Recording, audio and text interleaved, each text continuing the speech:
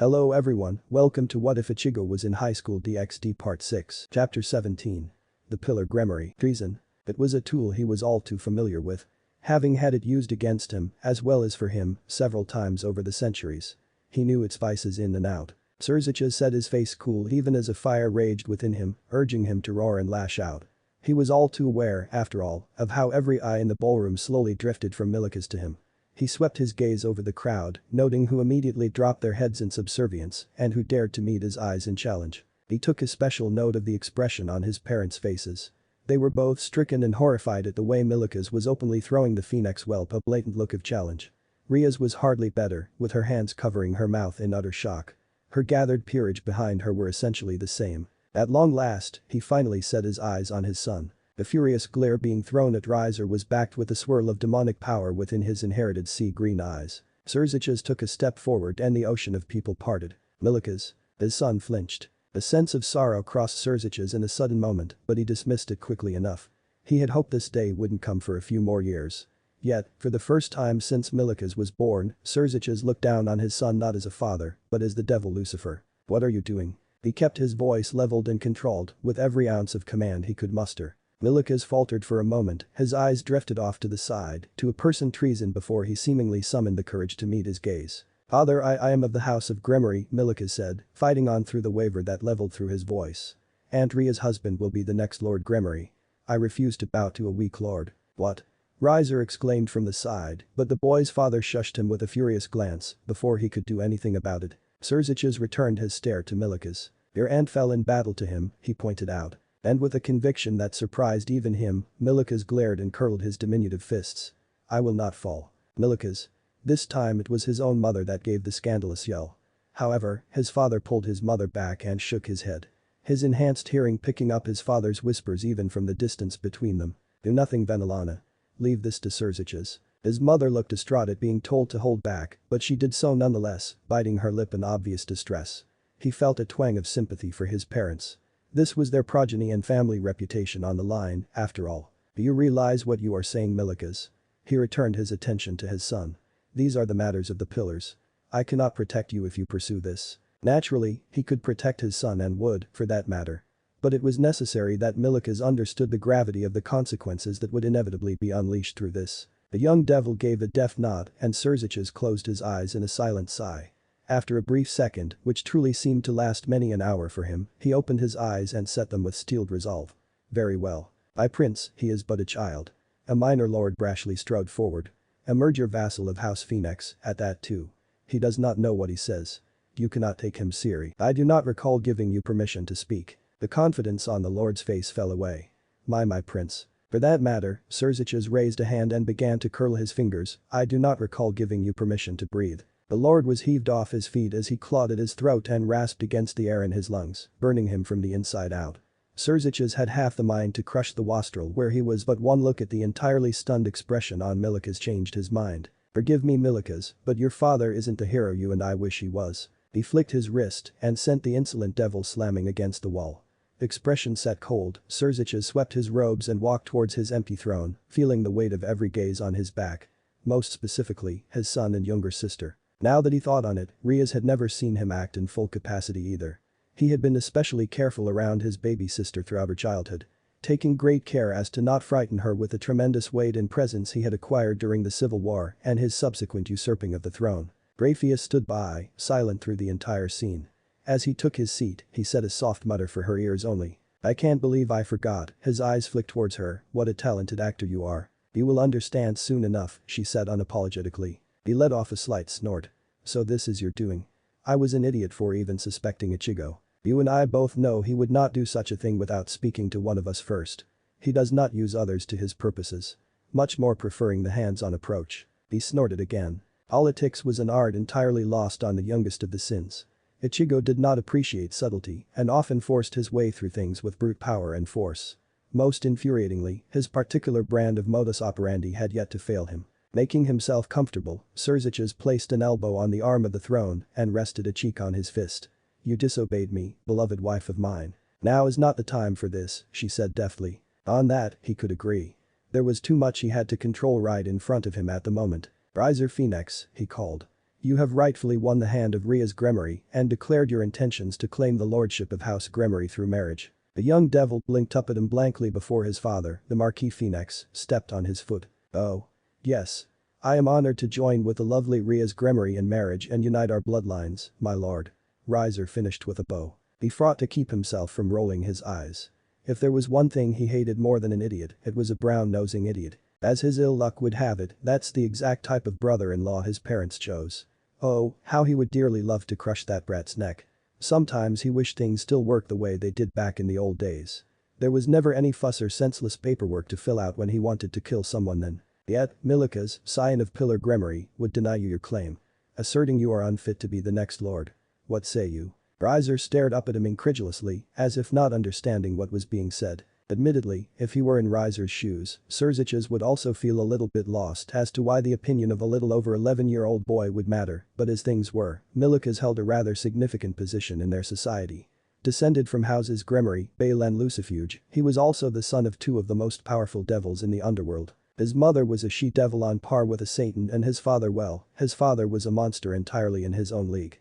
Milika's potential was the greatest ever seen in the history of their species, and Surziches had worked hard to keep the limelight off his son ever since he was born. His eyes shifted to Grafia. For one reason or another, his wife seemed determined to thrust their son right into said limelight and shatter all of his carefully laid safeguards. This was why he wanted Ichigo here tonight. Ichigo's position in the Devil Society had become near unshakable. The boy didn't have any political aspirations nor any endgame.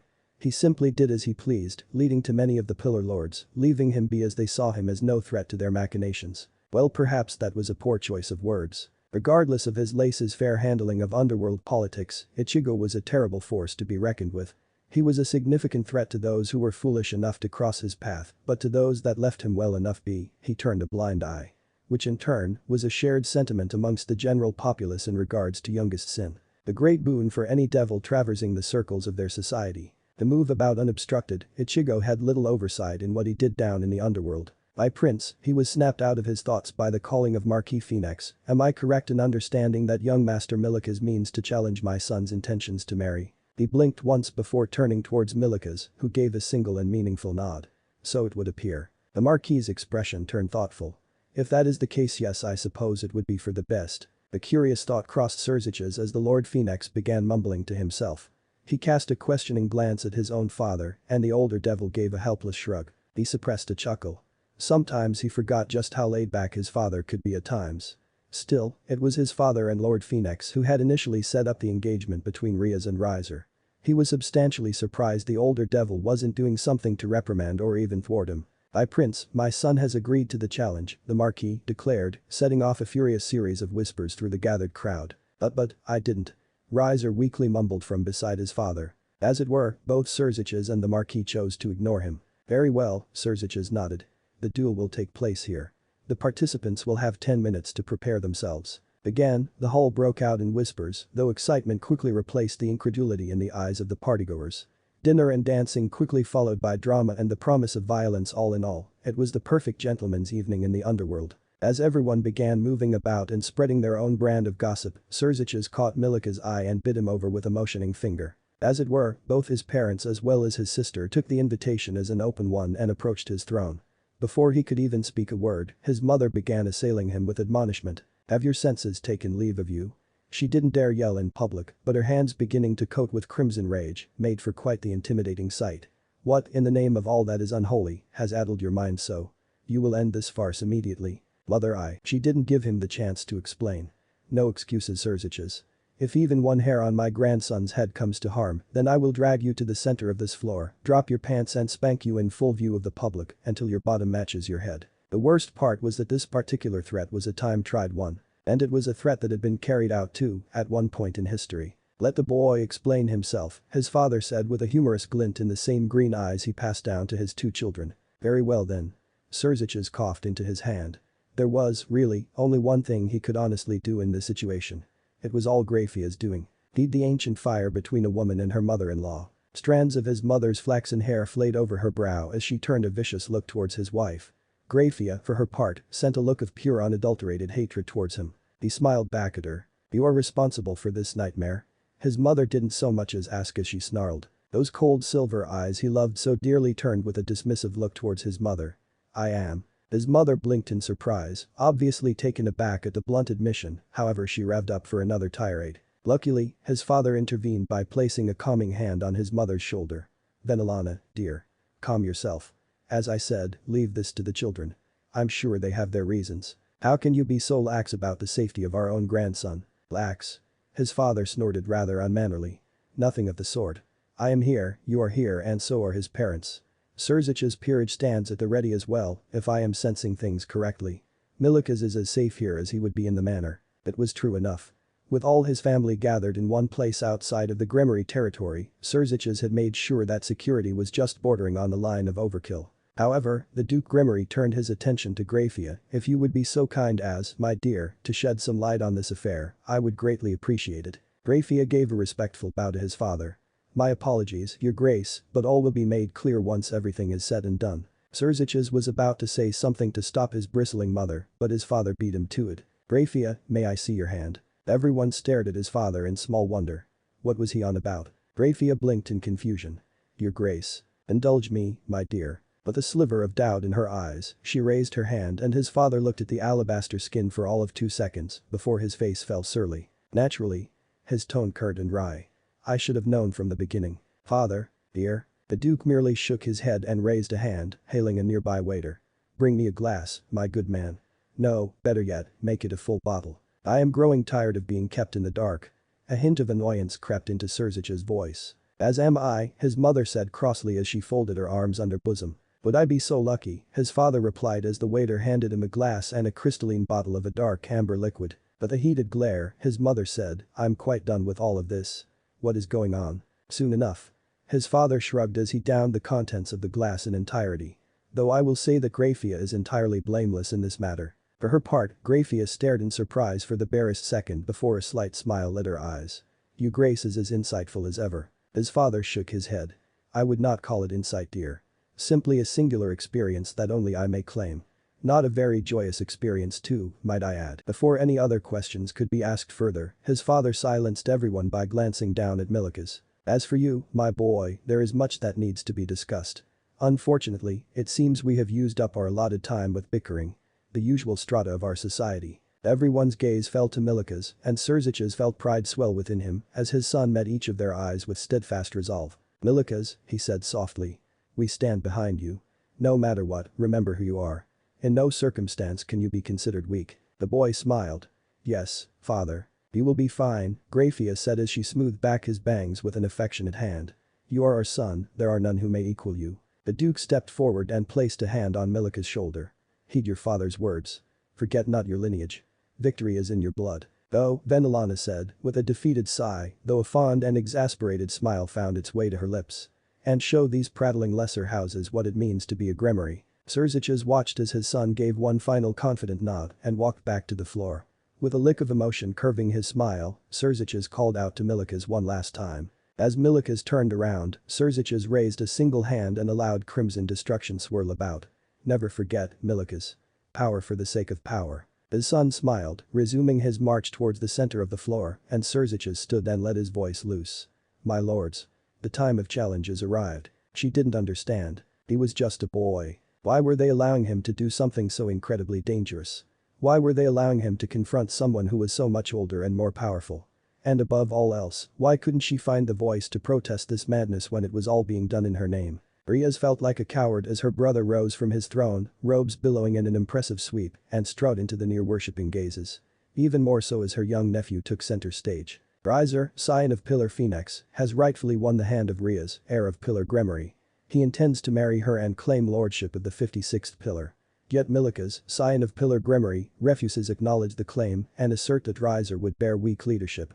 The challenge is set. With each of her brother's words ahead, she could feel the oncoming duel become more and more inevitable. This has to stop. Why won't anyone stop this? Because such are the methods of our society. She blinked towards her father, having not realized that she had given voice to her thoughts. What? Her father regarded her for a moment before returning his attention to Milikas.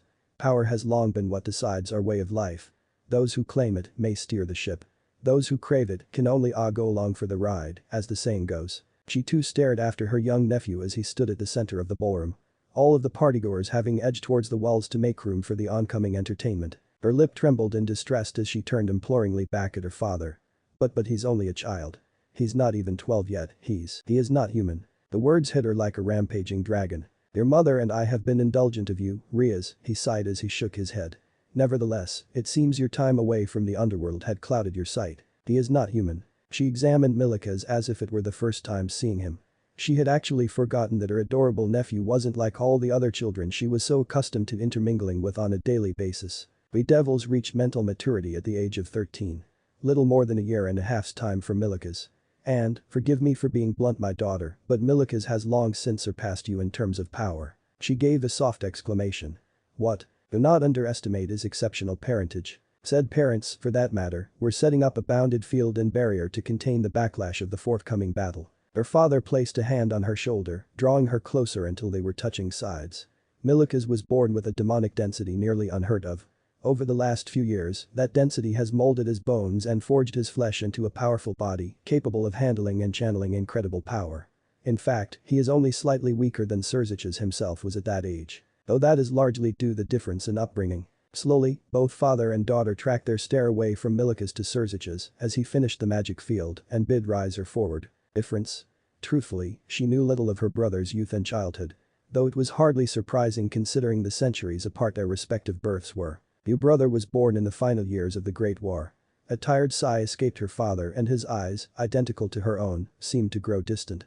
I was determined not to lose my first and only child to the chaos that was running rampart across the worlds then. Thus, I gave Serzich's a strict and harsh upbringing that left little time for leisure and merriment. I do wonder if I went too far at times, yet I am satisfied in knowing that my son has surpassed me and all my expectations. Her older brother's youth was not a joyous one, she knew that much. But that their own father had a hand in that austerity he had grown up in was a rather shocking admission. Will the duelist step forward? Serzich's call effectively silenced the crowd. The terms are such. If Milikas Gremory is the victor, then the engagement between Pillars Gremory and Phoenix will be erased. If Rizer Phoenix is the victor then Milikas Gremory must recede his objections and swear fealty to his future lord. Are these terms satisfying my lords? Marquis Phoenix nodded his head. Yes, my prince. They are, her father said even as he pulled at her and whispered, come, let us join the others. Riaz followed besides her father as they made their way to over where her brother stood along with her mother and Grafia. Duelists. Both Milikas and the braggart Rizer stood straight at the call. It was not lost on Riaz, the sheer disparity in height between the two of them. The conditions of victory are thus. Incapacitation of the other and expressed surrender. Am I understood? They both nodded and Riaz felt her gut twist as Milikas set his gaze in fire against Rizer. Your honor in victory. Your disgrace in defeat. Your method shall be unaccounted for and you shall have the allotted time of the entire evening. There shall be no interference and no objections. This Lucifer has spoken, so let now the duel begin. And immediately Rizer's body exploded in a storm of fire and wind. A swirling vortex overcame him and sheets of flame pressed against a magical barrier in shifting hues of golden yellow and searing orange. Her father chuckled from beside her. As ever, the flames of the Phoenix clan are a sight to behold. Admittedly, they have lost a certain regality to me ever since I witnessed the Lord Wrath in his magnificence. Her mother sniffed. I will not undermine the Lord Wrath. Nonetheless, the Phoenix family fire is far more aesthetically pleasing. Serzich's laughed. Nothing about Ichigo's power is meant to pleasing, mother. Riaz could only listen on incredulously as her family calmly discussed a completely irrelevant triviality when Milikas was engaged in a battle that could seriously do him harm. She had confronted Rizer and knew that her power of destruction was nearly useless in face of the Phoenix clan's miraculous regenerative powers. She didn't doubt that Milikas could injure Rizer and even do significant bodily damage. She had accomplished it easily enough, though the trouble was in keeping Rizer down. No matter how many times she had ripped his body to shreds, he mere kept healing himself. She almost wished that Milikas would surrender, right then and there, and avoid the risk of severe injury. As if reading her thoughts from behind the fire, Rizer's voice carried towards Milikas. Out of respect for your parents, I will offer you this one chance. Surrender. Milikas responded in a definite but silent way. A surge of demonic power erupted from his body, coating him in a crimson mantle and dyeing his usually playful green eyes a malicious red. So be it. Rizer raised a burning arm and swept it through the air. Instantly a colossal wave of fire leapt forward, gushing over and blackening the marble floor. Milikas mirrored Rizer's actions and unleashed an even larger wave of destruction. The two crests of power collided in a brilliant roar of an explosion, filling the battlefield with smoke. However, the barrier worked, its magic weaves cleared up the air for all to see. The combatant didn't waste any time. Riser unleashed several beach ball-sized bullets of fire and, once more, Milikas copied his action. An equal number of fireballs met with spheres of destruction. The resulting shock carried a wind that swept Riser's flames towards the audience, many of which gasped out loud as the fire curled up the invisible wall, keeping them all safe. Milikas made to take one step and Riaz was astonished to see him disappear in a blur, only for him to reappear not 3 feet from Riser. Oh? Her father raised an impressed eyebrow. Riser could do nothing as Milikas threw out both arms with a cry and a wave of destruction crashed into him. The phoenix was sent hurtling towards the far end of the room and before he could hit the stained glass windows behind him, his body smashed against the magical barrier. The heavy pounding of flesh permeated through the chamber. Mouth gaping in astonishment, Riaz leaned forward as Milikas disappeared in another burst of speed. The young devil pulled his fist back, glowing and radiating with demonic energy, before setting it free in a tight hook. There was a sickening crack of bone breaking as the force of Milikas' punch caused Riser's neck to snap and sent him flying sideways. How ingenious of him, her father mulled as he stroked his thin beard. Wrapping the power of destruction around himself so densely that not only does it substantially increases his physical prowess, but gives him the added protection of a magical armor. In theory, it's a much weaker version of your aura of destruction, Surzich's. Riser crashed onto the ground, skidding and bouncing across the white stone floor. His body cracked and shattered the marble as it finally came to a land. Similar but not quite exact. There are considerable differences in its execution that make it vastly different from my own ability. Surzich's let out a low laugh. Although, I am highly pleased that Milikas managed to learn to this variant technique. Deftly rising to his feet, Riser set his hands on the sides of his twisted head and, with a wrenching crunch, set his neck straight. You little brat.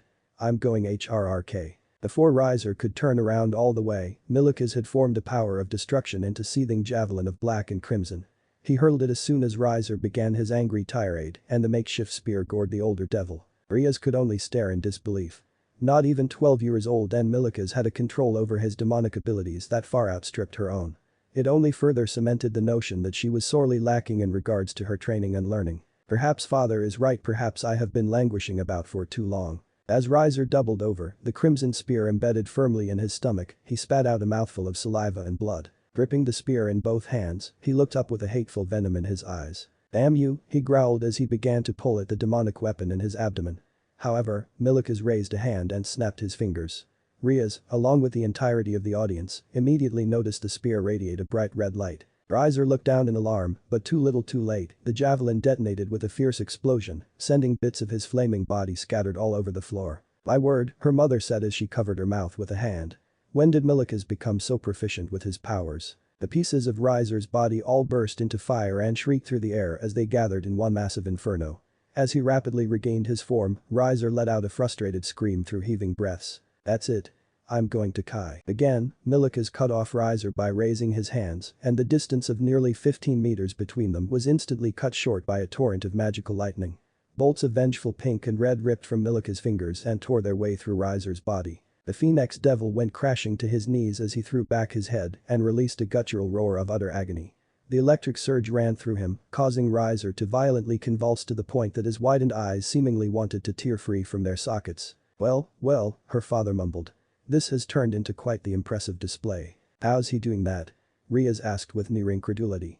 How did he manage to create lightning from destruction? He didn't, Surzich's said. If I am correct in my assumption, he converted the power of destruction into unfiltered demonic power within his body and used it to cast elemental magic, her father said with an appreciative gleam in his eye. Lightning being an excellent choice due to the fact, regardless of the phoenix regeneration, the currents of electricity will render his nervous system frenetic and uncontrollable. An astonishing feat, her mother nodded in acknowledgement, that must have taken him months to master. Though I wonder where he glistened the idea from. Surely not you, Surzich's. I have never seen you use your magic in such a way. Her brother's lips curled. No, he learned it not from me. He spent nearly 3 months mastering the technique after the knowledge was imparted on him by the Lady Tiamat. Tiamat? Venelana exclaimed while turning to Surzich's with alarm. Surzich's, what do you mean by that? Riaz was just as surprised. The oldest of the Dragon Kings knew Milikas and was even teaching him. Just how much had she missed since she was gone from the underworld? She is rather fond of children, Surzich's said, not looking at his mother. Besides, you must have noticed it by now, though some techniques are mine, the others are alien in their execution, and their manner of use is utterly different. That's true enough, her father motioned towards Milikas. The familiarity between you two is undeniable, but the sheer aggressiveness and physicality is most certainly not your style. I am to assume that this is the product of his tutelage under the Lord Wrath. Even as they conversed, Milikas approached Riser's writhing form while continuing the barrage of demonic lightning. Standing mere feet away, he ceased the miniature storm and made a gripping motion with one hand. Drool running down his mouth, Riser was wrenched into the air by Milika's magic. Surziches nodded in affirmation. Ichigo has emulated certain aspects of my magic style. He has grown particularly proficient in his use of telekinesis. It is his preferred method of dealing with foes who are not worth the effort of drawing his sword. A practice which Milikas too has adopted. One would think that he needed no other method save for the fire of the abyss, her mother drawled. Smiling, her brother said, he became rather disgruntled at the number of times he has had to resupply his own wardrobe. Apparently, there is no such thing as hell-proof clothes. Returning her attention to the battle, Riaz noted Milika's levitating Riser's body high with one hand and, with the other hand, he formed 4 crimson javelins floating at his back. Much as he did earlier. What is he up to now? She asked herself. Milikas flicked his wrist and Riser was sent soaring high and collided onto the painted ceiling. Ironically enough, he crashed right where a painted devil was aiming his sword. With his other hand, Milikas launched the 4 demonic spears at the subjugated Riser. Riser's ear-piercing screams of unadulterated torture were accompanied by the outcries of shock from the ballroom full of attendees. Her entire family watched in sheer astonishment at what Milikas had just done, and it was Grafia who finally broke the silence. Did our son just crucify the Phoenix boy to the roof? Apparently. Riser thrashed about as his body began to smoke from the holy effect and even his blood dripping onto the floor began to boil. "By Prince," the Marquis Phoenix called, "I do believe this counts as incapacitated." "No arguments here," Surziches mumbled absently. Surziches. Their father's tone disapproving. End this will you? Never mind the boy screams, the sight of the cross alone is giving me a migraine. Oh right. Surziches cleared his throat. The victor of this duel by incapacitation, Milikas of Pillar Gremory. Yes. Milikas jumped up with a cheer and joyous complexion, completely at odds with what he was doing. Riaz shook her head as her brother dissolved the barrier and, with a wave of his hand, let Riser free from his torturous confinement. Unfortunately for her, now newly titled ex-fiancé, there was nothing stopping gravity from doing its job and sending him plummeting 30 feet to the cold, hard marble. Well, her father clapped as Riser hit the floor, now that that's been sorted out, let's go home and have a nice long chat. Shall we? Surziches let out a long, suffering sigh as he settled down on a plush chair and leaned back and closed his eyes. The night's events were dramatic enough and, unfortunately, far from over. There were things that sorely needed to be discussed. Opening his eyes, he watched his family seat themselves upon the various sofas, colored like dull sand and framed with mahogany, which laid rather squarely around a crystalline table of glass. Not one of them spoke, merely regarding the floor disinterestedly. Though every now and then, Riaz seated at his left would glance across to their parents then to him, to finally the floor once more.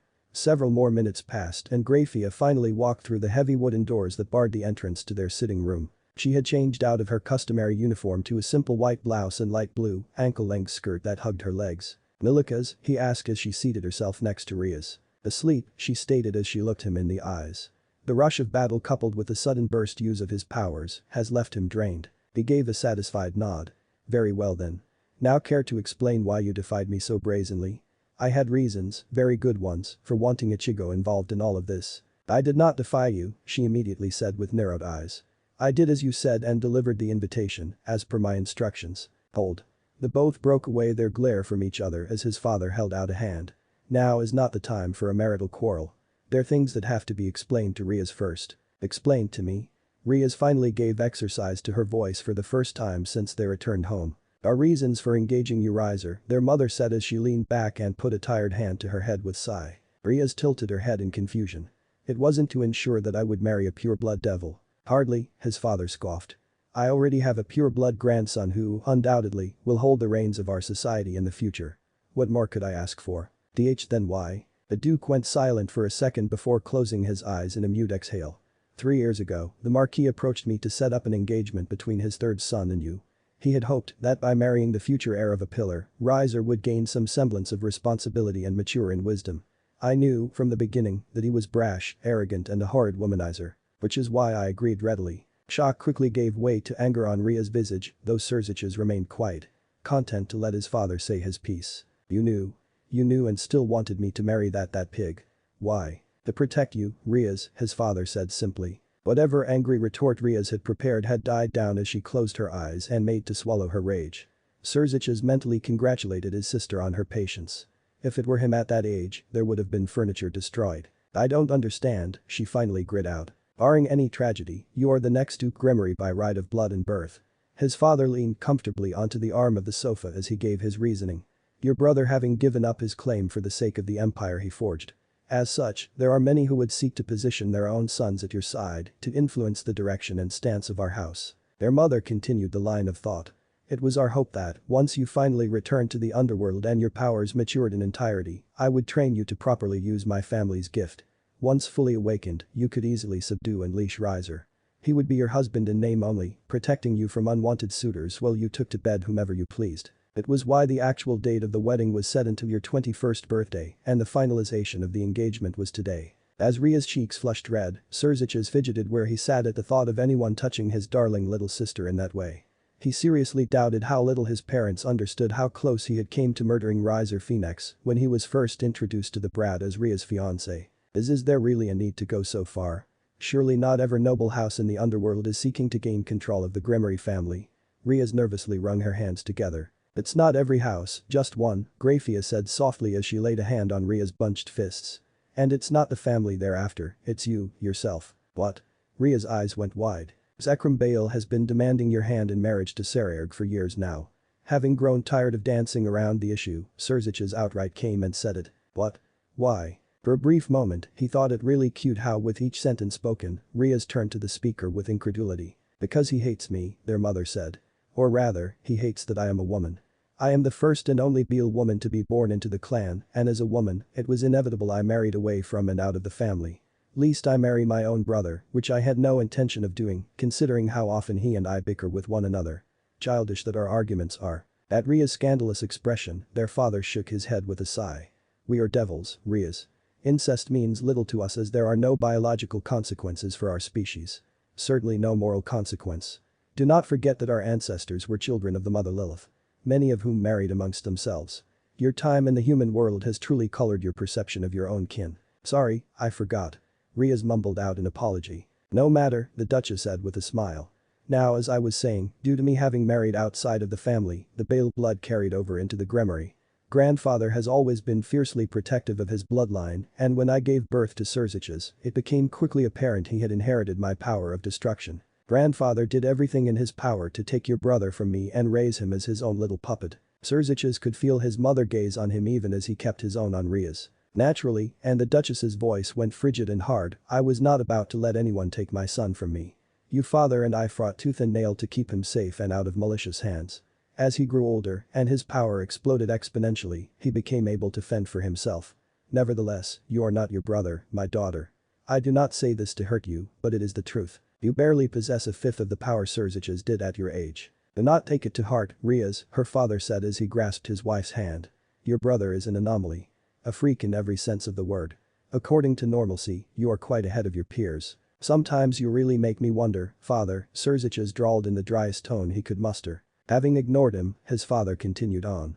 "Unfortunately, young as you are, you have no support outside of your family and have not the means nor the power to stand up to Zekrom Bale. So you've been doing so for me this entire time." Riaz trailed silently. "Why didn't you tell me any of this?" "Because you are not ready to play on this stage, Riaz," Surziches said plainly.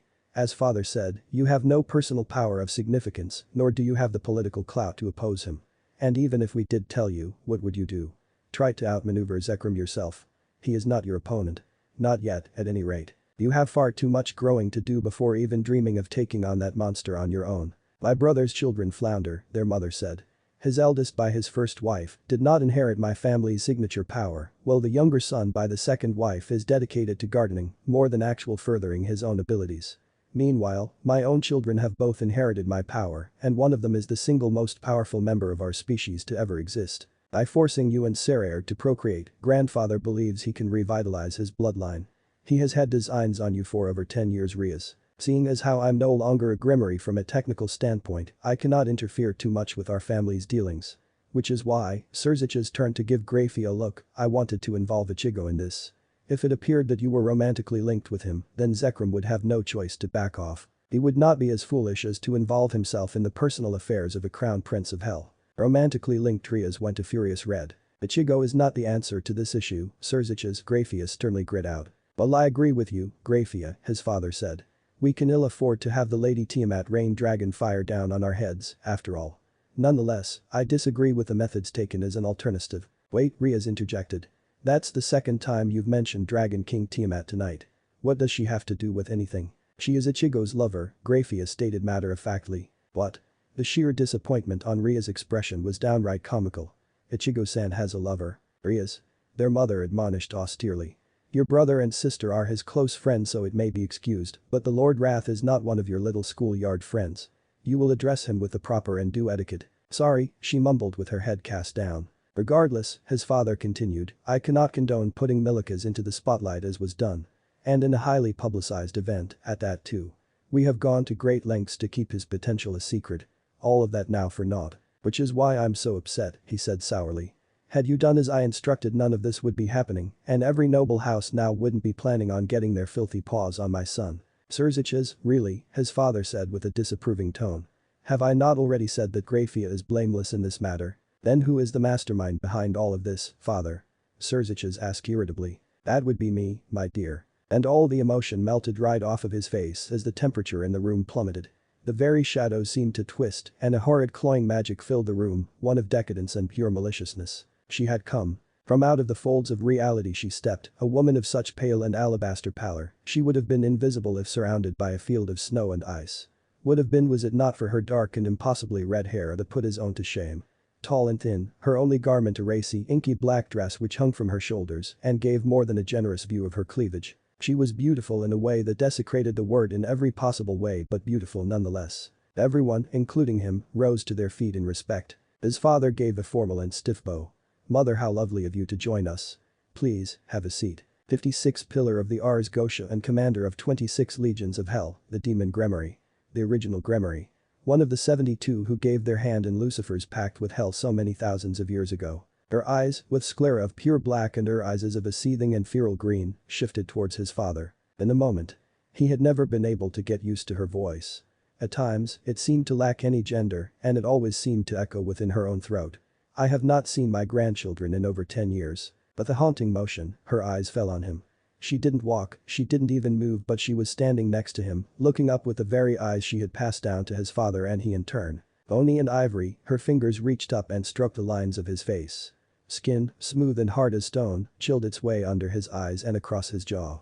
She tapped him twice on the chin with a finger. Have you been well, Surzich's? As ever, grandmother. He nodded respectfully. Though a large part of him wanted to back away from her touch, he remained steadfast. She was a creature of pure evil, vile and wretched. Having committed countless atrocities and slaughters over the span of thousands of years.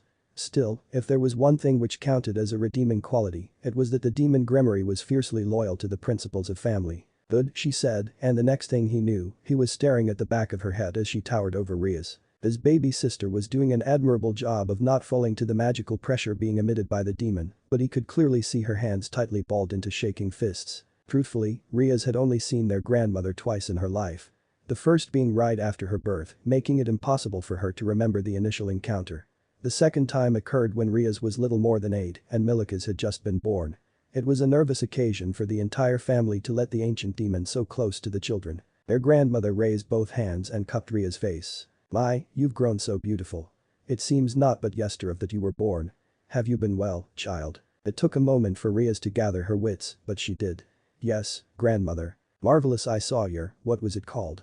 Rating game? At all of their affirmative nod, Gremory regarded Rias with a chilling smile. Yes, rating game, you lost to the Phoenix child. The air froze and Surzich's could begin to see his own breath. He also took note of how the demon's fingers appeared to tighten around Ria's head. You will not lose again. It was less of an encouragement and more of an outright command. Yes, grandmother. Excellent. And the demon seated itself with a grace betraying its baser nature. Sit, she commanded with a motion of the hand and pulled Rias down next to her. One would almost think she owned the place and, on that thought, Surzich's realized she did. I did not realize you had awoken from your slumber, mother.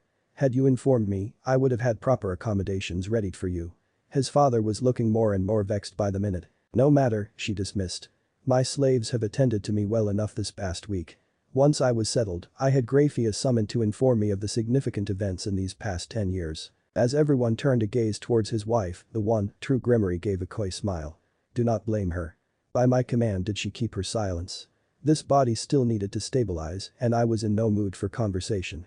She admirably performed her duty. His grandmother turned to him. I will express my pleasure once again, Sirziches. You have done well in marrying this one. A Lucifuge by the side of Lucifer. It is most proper. You honor me, grandmother, Graphia said with her bowed. You honor yourself with your exemplary service, my child. Why have you awoken, mother? The oldest devil in the room asked. I was fully expecting you to slumber another 20 years at least. Gremory gave a dark laugh. You sound disappointed, Zeodicus. Is it so cumbersome that your mother has awakened ahead of schedule? Face mired with past disgust and twirling a strand of hair agitatedly, his father blew out a frustrated breath. The last time you were awake I walked in on you entertaining yourself with an orgy twice. In a disturbingly seductive way, his grandmother crossed her legs with a curved smile. It could have been worse. I fail to see how, his father drawled. I could have asked you to join, she stated simply. His father let out a groan, and Sirziches quickly cleared his throat to steer the conversation in another direction. With all due respect, grandmother, perhaps we can return to the matter at hand. This was quickly descending into a night he would rather soon forget. I believe you claimed to have ordered Graphia to ignore the instructions I gave her. Neither she nor I did such a thing, the demon said. I merely adjusted the address on the invitation envelope to read out a set of requests for the Lord Wrath. Quite politely, I asked him not to attend while sending Milikas a forewarning of the night's events to come. Eyes blank, he slowly shifted his gaze towards Graphia, who was practically radiating smugness. He would never hear the end of this from her. I admire your tenacity to keep young Rias free and happy. Gremory held out a hand and a goblet filled with a dark liquid conjured between her fingers. The glass was raised to her lips and the black drink slowly drained in full. Nevertheless, your execution is foolish and outright stupid. There were very few people who he tolerated disrespect from. The furious tick he was holding back at the corner of his eye was a telling sign that his grandmother was one of them. By inviting the Lord Wrath, you would have accomplished 3 unintended consequences, Sirziches, she said, setting her glass down on the glass table centering their respective seats. The first, it would appear House Gremory must look to outsiders to solve its issues. We would be perceived as having a weakness. Which I will not tolerate. The second shows that you are incapable of protecting your own sister and must have your contemporaries carry out the task for you. The third, the Lord Wrath will be challenged for breaking his stance of neutrality in regards to the pillars. The last 2 have undermined 2 of the ruling 5, and the empire you bled to create is weakened as a whole. He stared hard at the floor, digesting her words. His grandmother spoke true enough, but if it meant keeping Rias happy he would gladly burn the world to cinders. Rias is your obsession, I understand. His eyes jumped up as Gremory ran her hands through Ria's hair. The poor girl sat there petrified under their grandmother's touch. She is the living proof that all the crimes you committed, all the deaths you reaped, were worth it in the end. Rias is the very future of hope which you slaughtered your own kin for. He stared hard at his sister, with her eyes wavering in frenetic emotion. He'd done monstrous things to forge his new empire. To reshape the entire society and culture of his people, he had done things which would have driven lesser beings insane. Friends whom he had grown up with, laughed with and shared meals with he had murdered them with his own hands as they had stood firm with the old regime they had grown under. Elders whom he had viewed as aunts and uncles had been executed on his orders given without hesitation. Even blood family, cousins and the like were not spared. He had lived with all of it for centuries. Not once did he ever complain. Not once did he shed a tear for the innumerable regrets he locked away within himself. And then, centuries later, after countless killings and ruthless power grabs, he was finally rewarded. Rias was born into an underworld where there wasn't rampart depravity and horror at every corner. Innocent and free of the stains of his generation and the ones that came before. His sister's birth was the mark in history where his dream came to be realized at long last. Rias Milikas, he whispered softly to himself as he turned to set his gaze against his grandmother's, they are my pride and joy. Even as you are mine. There was a flare of light from the green in her eyes as they set over him in a grim caress. It was probably the closest thing to positive emotion his grandmother was capable of producing. Do not misunderstand me, Sirziches. I do not seek to command you. My age has long since passed. I am but a relic waiting to be claimed by the abyss. But you, my dear, there is still much left for you to do. The future you leave will be the legacy of my blood and, from what I have glistened from Graphia, the Lord Wrath is instrumental in the realization and fulfillment of that legacy. He let out a leaden sigh. This is true enough. The happenings in Infernity are everything I hope to bring about in the rest of the underworld. Infernity? As Rias realized she had interjected on the conversation, she quickly let out an eep and covered both hands over her mouth. Infernity is the personal territory of the Lord Wrath, Graphia said, laying a comforting hand on her shoulder. It is roughly equal to the human country of Germany in square mileage. After Ichigo's predecessor fell in the Great War, it became a deserted and desolate land. However, now that Infernity's throne is occupied by Ichigo and coupled with the astonishing ability of our species to rapidly build infrastructure, it is quickly becoming a hotspot of activity within the underworld. This is largely due to the fact that the new Lord Wrath is a reincarnated human himself. Many of those who are alienated by the underworld's nobility are finding new opportunities under his rule. An ironic thing, his father laughed softly. In the old days, the first sin of Wrath was a terrible ruler. Infernity was filled with constant strife and warfare. All of it was, of course, encouraged by the Lord Wrath of then. The economic boom of Infernity has been incredibly beneficial for the underworld as a whole, Surziches added, acknowledging his former young charge's efforts to improve the underworld. Riaz looked at each of them in wonder. So the reincarnated devils finally have their own place in our society. Not just the reincarnated devils. His mother sat straighter in her spot next to her husband. Many of the other native sentient species of the underworld have found a place under the Lord Wrath's hand. Naturally, the Reavers are thrilled at having a new master to serve. Several of the Wirgin tribes have flocked to be under his banner as well, and a few elven clans have settled there recently, from what I hear. Nearly every sentient species of the underworld is represented in Infernity. Save for the undead, his father chuckled. From beside him, his mother agreed with a laugh of her own. Yes, the undead have undoubtedly done their best to place as much possible distance between themselves and Infernity. Why? Riaz looked about curiously. Even the living that tremble when exposed to what the Lord Wrath truly is. Gremory smiled. For the undead, the absolute promise of eternity he brings is the complete opposite of their very existence. They wish to forever be tethered to the realm of the living. He is the metaphorical light at the end of their tunnel. Riaz fidgeted in her seat. I'm not too sure I understand. The adults all exchanged a look before his father nodded silently and spoke to his sister. His lordship is a special entity with a very unique set of powers and certain responsibilities that accompany that power. In the future, as you grow older and learn the history and secrets of our origins, you will come to appreciate the significance his presence brings to our people. Significance. The soft chuckle rumbled through the chest of their grandmother. Had he existed in the days where the pillars first came to be, all 72 of us would have forsaken Lucifer and fallen before the Lord Wrath in fanatic worship. I am most eager to meet the one embodying the very power that birthed me anew. The pensive silence fell over their family room as his sister attempted to cipher through the bits of information she had been fed. Surziches, for his part, too went through the night's events in his head. Much had been revealed, much had been discerned. New plans had to be made. It was time for the five to convene and decide the path of the underworld for the next few years. Suddenly his grandmother stood from her seat. This body requires rest and nutrients, she announced. I will retreat to my inner sanctum. They all stood to send her off and his father said, I will accompany you, mother. As his father and grandmother swept past Grafia and made it to the doors, the ancient demon suddenly turned around. The matter of Ria's marriage and Milika's exposure to the underworld, you need not concern yourself with it anymore. The Gremory family stared at their progenitor in surprise and curiosity. As his grandmother's face set to cold stone and her eyes came to life in an eldritch radiance, the very shadows seemed to twist to life and the coldness in the room became near unbearable. Val dares to play the old games with my children, she sneered. In my silence and slumber he has grown too bold. Too long has he failed to realize my claim over Venelana is now stronger than his. I shall set him straight soon enough. His mother bowed her head. Thank you, mother. You are my child, Venelana. Gremory's hands clawed into fists. Those of us who survived the Great War were content to hand our houses to our children and fall into sleep, but the great king clings to power as he ever has. It shall be his undoing as it has all his accursed life. He will soon learn he is not as unchallenged as he believes himself to be. Addled and polluted by his desires, he cannot hear the Lord Wrath's presence call to us in our dreams. The pillars left standing will rouse from their deep sleep. And in their wake, hell shall have her legions once more. Chapter 18.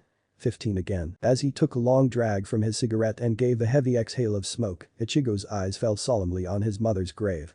The rising of the wind cleansed the surrounding air of his smoke, and the chrysanthemum branches he had placed under his mother's name shivered over the granite stone. Standing here after so many years, it was a strange feeling, to say the least. His knowledge of souls, his experience with the afterlife, left him knowing that there was no possible way his mother could see or hear him. Yet, standing there, at her grave, he felt a sense of catharsis that he hadn't felt in ages. He felt content. And he wasn't sure what caused the sensation. Was it Amaterasu watching over him from behind the still and heavy grey clouds? Was it the primordial entity embodying motherhood, standing by his side and holding his hand in affection? Or was it simple nostalgia, stemming from being in the cemetery he hadn't visited in nearly 2 years? A soothing breeze passed over the headstones, and as he shifted his eyes towards Tiamat, a small smile began to tug at his lips. His ancient lover stood with a somber expression, though her eyes shone with a deep and bold passion. His mother had died to protect him, and, perhaps, there was no one who could respect a mother's sacrifice for her children more than Tiamat. "It's strange," he said softly, his eyes falling back to the dull and grey stone before him. "I never really got to know my mom as a person. It is the nature of children to remember their mother through colored glass when she still shares with them the wonders of youth." The range of emotion in Tiamat's voice was impossible to convey, but it strummed the chords of his memory, playing music of much simpler and happier days. "Are you saying that what I remember isn't real?" An interesting assertion, if it was true. Heartbreaking to be honest, but interesting nonetheless. Not for the first time did he wonder if it had been a mistake to never ask about his mother from his old man. However, in those days, his family had always been trying to move on. Though it wasn't so much as them trying to forget her as it was them trying to learn to live without her. As such, any discussion about his mother had lain open and untouched. Nay, her voice a soft whisper, nevertheless, Tiamat turned to him with fire in her eyes. "A mother can never be truer than when she laughs with her children. Do not doubt what memories you retain. They are her at her finest." The sudden fervor coming from their bond momentarily stunned him, but a fond smile came over him soon enough as she gave his hand an affectionate squeeze. Tiamat gave him a kiss on the cheek and promptly let go of his hand, saying, "I will give you a moment. Say a few words to her." He blinked in surprise. "What's there to say? She can't hear or see me." She gave that dark smile of hers. "Speak to her, little one. There is nothing to lose." And with that, she moved off a few feet away, though it was more of a gesture of sentiment than practicality. In such close proximity to one another, he and Tiamat had little privacy due to their bond. Putting the cigarette back in his mouth, he stuffed his hands into his pocket while settling his mind into a soft drift. Several moments passed after which he took the butt away and let out another heavy plume of smoke. "You know," he said to the lifeless memorial stone, "the last few years have been an incredible ride. Not really an excuse, I know, but it's part of the reason why I haven't visited in so long." The wind picked up, bringing with it a few scant leaves that scraped across the grave marker. "You probably wouldn't believe it," he started again, "but I've actually gotten married. In the most dubious circumstances, I might add. But yes, sorry for not coming by and telling you earlier." Ichigo let out a hollow breath and briefly stole a glance at the sky. A ray of sunlight broke through for the briefest moment before it was quickly swallowed by a churn of clouds, quickly coloring to a storm. He gave a brief shake of the head before settling his gaze back to his mother's grave. "If it makes you feel any better, Dad doesn't know yet. Though to be fair, there's a lot he doesn't know. And I mean a lot." A very leaden pause occurred as his thoughts came to an abrupt halt and his mouth twisted sourly. He shifted his weight uncomfortably from one foot to another and, one frustrated sigh later, Ichigo ran a hand through his hair, shaking his head. "The hell am I doing?" As discontent and irritation with himself began to simmer, a coolness spread through his back and he felt Tiamat's hand. Soon enough, she wrapped her arms around his waist and pressed herself against him. Like water pouring over stone, Tiamat's presence flooded through him and a freshness dispelled the haze of frustration over his thoughts. For a single breath, he let the fingers of one hand linger over her skin, tapping her knuckles in a show of gratitude. "I'm going to be honest with you, Mom," he said very softly. "I'm not a kid anymore. The things I would have said back then, the things I wanted to say, they're not the same. Don't get me wrong, nothing would make me happier than having you back, but I'm not looking at the same place I was back then." His mouth set in a thin line as he pushed back his long hair. "I love you and I always will. Just like I love Yuzu, just like I love Karen and just like I love that idiot you married. But I've found out the world is much bigger than I ever believed it was. He struggled to find the right words, just so much out there. And every single part of me wants to dive right into it." His hold on Tiamat's hands tightened. "This isn't me saying goodbye. This isn't me saying I'm leaving. This is me saying I'm jumping over the ledge not knowing what's down on the bottom or even if there is a bottom. You spoiled me rotten, Mom, so sorry, but I think I'm going to be a little selfish." Ichigo stood in silence for a brief second before taking another drag from his cigarette and as he did Tiamat moved to his side, took hold of his arm and laid her head on his shoulder. The several moments of idle serenity left him with a strong appreciation for the woman at his side as well as for the woman buried before him. The headache-inducing, clothes-stealing, morality-destroying monster of a dragon had been a blessing in his life. There was a strength to be gained from knowing that he shared his life with another living being. That they had ate together. Gratifying, in fact, was the word. And, once upon a time, his mother had had it too. With his father. The thought of being rent from Tiamat to no longer have their intimacy was a heart-wrenching thing. And that thought, that mere assumption of what the sheer desolation would be, filled him with an appreciation for his father. Appreciation and grief. Because, it was an overwhelming thing for his father to smile year after year for his children, in the faces of his children, when the love of his life had been ripped away in such a violent fashion. And as the clouds grew heavier and the winds more aggressive, he realized that the weight of his thoughts was influencing Tiamat's mood. "Sorry," he murmured, as he pressed a kiss into her hair. She rubbed her cheek against his shoulder, a clear note of old sorrow ringing from her mind. Such joy to be found in reveling in our memories, yet what cruelty does that joy bring? The longing of the gone, the pulling weight of what is absent, and the desire for that which was that is no more truly past, is but another way to pronounce misery. No, beloved. There was mockery in her voice, one brought upon from ages of dealing with loss in life, and it put a frown to his lips. Brushing his thumb across the back of her hand, he put a quiet kiss to her brow. "Here and now, Tiamat," he whispered. "Here and now." Time passed on and Ichigo continued to stare at the stone monument, its unadorned surface doing nothing but throwing the name of his dead mother back at him. And as the minutes ticked on, Tiamat still and light in his arms, a crunch of gravel drew his attention from behind. He turned around in curiosity, noting the young woman staring wide-eyed at him and standing frozen on the spot. Ichigo stared at her for all of 2 seconds before waving a hand. "Yo, Karen. You've gotten taller." "Yo, Karen. You've gotten taller." The words kept echoing again and again inside of her mind as she stood there blinking up at him. That's it. That was all he had to say to her after more than a year had passed since they last met. That was all he could muster after a few scant phone calls and text messages sent. How was she supposed to respond to that? "I know, right?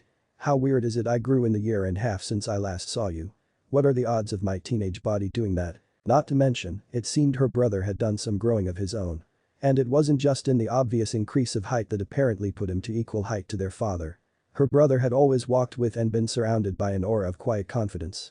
That silent charisma she was so fond of, one that others drew strength from just by standing with him, but his was different now. It felt domineering. She didn't know how or why, but there was something in her brother's eyes. It wasn't emotion nor was it any form of intent, but it felt like something inherently deep inside of him. Something which, despite the casual and utterly normal look on his face, said, "Don't make me angry." Which prodded the query, what happened to him? Where has he been? How has he been? And, most important of all, since when did he start smoking? One after another, questions popped into her head. Questions she wanted to demand answers for. Yet, for all the fire that ran through her veins, she couldn't muster the will to voice them. Her throat constricted and closed in on itself, as if she were choking on all the words that were threatening to rage out. Entirely lost on what to do, as every possible confrontation she had played out in her imagination for the last year and a half crumbled in the face of reality, Kurosaki Karen did what came to her naturally. She kicked him. Ow. Hard. Ichigo grabbed his shin as he hopped back on one foot. Son of a that hurt. He should thank his lucky stars that she didn't put any real force behind it. Else he'd be dealing with a few broken bones. However, before she could voice her jibe, a black streak blurred past her and nearly gored her brother. Ani-chan. It was only her brother's excellent reflexes that allowed him gain a stable footing and kept himself and Yuzu from crashing into their mother's headstone. "Yuzu. Be careful." He quickly drew the cigarette out his mouth and held it away so that the smoldering ash wouldn't fall on her head. "You jerk." Karen rolled her eyes as Yuzu let out the waterworks and began a dramatic slapping of their brother's chest. "You don't call, you don't text. Where the hell have you been?" Her brother rolled his eyes as well, though not without a look of fond exasperation. He patted Yuzu on the back as he said, "Sorry, I guess I just got really busy." Karen's eyes narrowed as she slowly drifted over to her brother's side and gave him another kick. Albeit, this one was significantly softer. He gave her an annoyed look which she met with a challenging stare. With a shake of his head, her brother lifted his hand and ruffled her hair. And just like that, the swell of emotions within her dispelled like water on fire, and she found herself moving forward and wrapping her arms around him and Yuzu. He was warm, almost uncomfortably so, but she wasn't about to let go. Not after the ridiculous amount of time which had passed since she last had her brother's physical support. "Stupid, itchy nai," she muttered into the fabric of his shirt. Karen felt his fingers on the back of her neck and his voice drifted over her head. "Are you crying too?" Not lifting her face, she crossly punched him in the ribs. Like hell. She would never acknowledge the quiver in her voice, even if she died, though that did little to stop him from laughing. She punched him again. "Well, ain't this quite the surprise?" Her father's voice grew louder as he approached them, though neither she nor her sister let go of their brother. "Yo, Ichigo. You've gotten taller." Not surprisingly, she felt the need to turn around and nail her father in the face. Naturally, Ichigo inherited all his annoying tendencies from their dumbass father. "And you've gotten gray," her brother responded. She huffed into Ichigo and began to pull away from his arm. Apparently, stating the irrelevant and obvious was how the men in her family dealt with tense situations. She cast her father a wry glance as he ran a hand over his scruffy beard. "Yeah, I've gotten a few white ones these days. But I'm still as young as ever." Was her brother's unimpressed reply. He then looked down at her twin. "Yuzu, you're going to ruin my shirt if you keep soaking it with your tears." "I'm not crying," Yuzu grumpily exclaimed as she pulled away in a huff and wiped her eyes. "So I have to ask," her father said as he pointed with the jut of his chin, "what's with the smoke?" Oh, this." Ichigo lifted the nearly depleted cigarette. "You always said mom thought you looked cool when smoking or something like that. Got curious as to what she would say if she saw me with one. So I went and bought a pack." Their father snorted. "Masaki would have kicked your ass if you had lit one in front in her. Then she'd probably have kicked mine for giving you the idea. Still, it's best you put down the cig. A brat like you can't pull off the coolness of an adult." And with that, her father struck a ridiculous thoughtful pose. "Yeah right," Ichigo said dryly. "Your old ass is likely to start coughing up a lung if you lit one up right now. Here we go." Her father took an aggressive step forward. "You looking to start something?" Ichigo responded in kind with a growl. "No, but I'll sure as hell finish it." Her father shook his fist threateningly. "Brat, you sure are asking for it. I'm practically begging for it. So do something, you old goat." "Oh come on," Yuzu whined as she quickly squeezed in between the two of them. "It hasn't even been 10 minutes and you're already at each other's throats." It was almost ridiculous how fluidly everything managed to fit back into place. As if the last 2 years of her brother's absence had never occurred. However, while it was tempting to drop her head with an aggravated sigh, the overbearing welcome of familiarity and normalcy tempted a smile to her lips. At one point in time, the feudal quarrels between her father and brother were a source of embarrassment despite their regularity. Now, they were a wanted mark of a return to their family being whole again. It wasn't lost on her, the irony of reuniting with Ichigo at their mother's grave, and, while she didn't know too much about soul society and the afterlife, maybe there was some guiding force there on the other side, bringing their family together again. Shaking her head as Yuzu attempted to break apart her cumbersome father and brother, her eyes drifted off to the side as the wind carried a fray of whiteness into the edges of her vision. Whoa. She had completely ignored the woman her brother had been standing next to, but now that she finally took notice of her, Karen found herself dumbstruck. How did I not notice that? Karen had the self-confidence to acknowledge when a woman stood in a different class in terms of looks. His brother's friend Orihime was one hell of a knockout and she knew that there were more than a few boys in the neighborhood who had had a crush on her. But her brother never seemed to notice Orihime's obvious affections was something of a head-scratcher, but then again, he was his father's son. There was also Yoruchi, over at Urahara's shop. That woman could put supermodels to shame when she wasn't lounging about as a cat. And then there was that lady who accompanied Toshiro all those years ago. To this day Karen still wondered how it was anatomically possible for a woman to have such massive things. So yes, she could admit that this woman with her brother was undoubtedly gorgeous, but that wasn't what captured Karen's attention. It was in the fierceness of those features that seemed to laugh at the stereotype of delicate and doll-like features of modern beauty that caught her eye. From her wild white hair to the exotic and foreign tone of her skin, everything about the woman screamed different.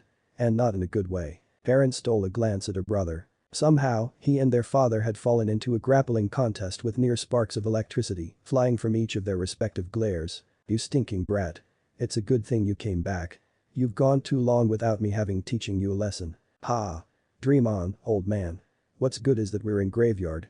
Maybe if we're lucky we can find a hole for you." Yuzu was still trying to break them apart unsuccessfully at that too. "Erg. What is wrong with you two?" Letting out a low breath, Karen slowly turned her eyes back on the white-haired woman who gazed on the antics of her family with some form of amused fascination. Carefully clenching her fists, she allowed a subtle and controlled wave of spiritual energy flow from out of her body. There was something not right about this woman who her brother was apparently being accompanied by. Keeping her expression as neutral as possible, Karen kept a wary stare on the woman as her power quietly swept over the field of graves. Yet, as soon as she felt her spiritual pressure fall onto the wave of white hair, it was deftly torn apart by some invisible force. And, before she could even react, Karen found herself staring into a pair of stalking ocean blue eyes. The bones of her body locked into place as the color in those eyes collapsed into abyssal slits. In that instant, she recalled the very first hollow she saw in corporeal form. The sheer dread and terror from that sensation, from that experience, was something that she would never forget for the rest of her life.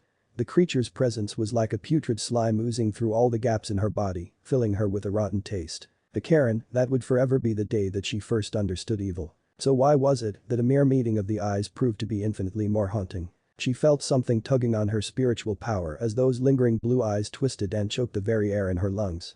A tremor seemed to pass through her knees, and an alien sensation of subservience ran through her veins like ice and water. A dark whisper in her mind insisted that she fall to the ground, curl up and simply give in. And just like that, the enchantment melted away as Karen's sight was swallowed by a wall of black and a strong hold fell on her shoulder. "You alright there?" Hovering in a daze, Karen did not expect the wall to speak.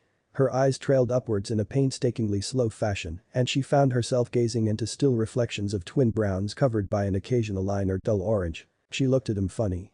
"Itchy nai. Yeah?"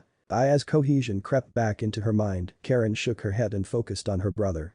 For a moment, she thought she saw an odd look of irritation pass through his eyes, but on closer inspection, he seemed as passive as ever. Giving her a light pat on the shoulder, he took a step back and motioned with one arm towards the woman. "Right, I suppose I should introduce you all. Guys, this is Tiamat. My girlfriend." It was almost comical, really, how everyone's face morphed into the near-identical look of incredulousness. Yuzu, of course, was the first one to react.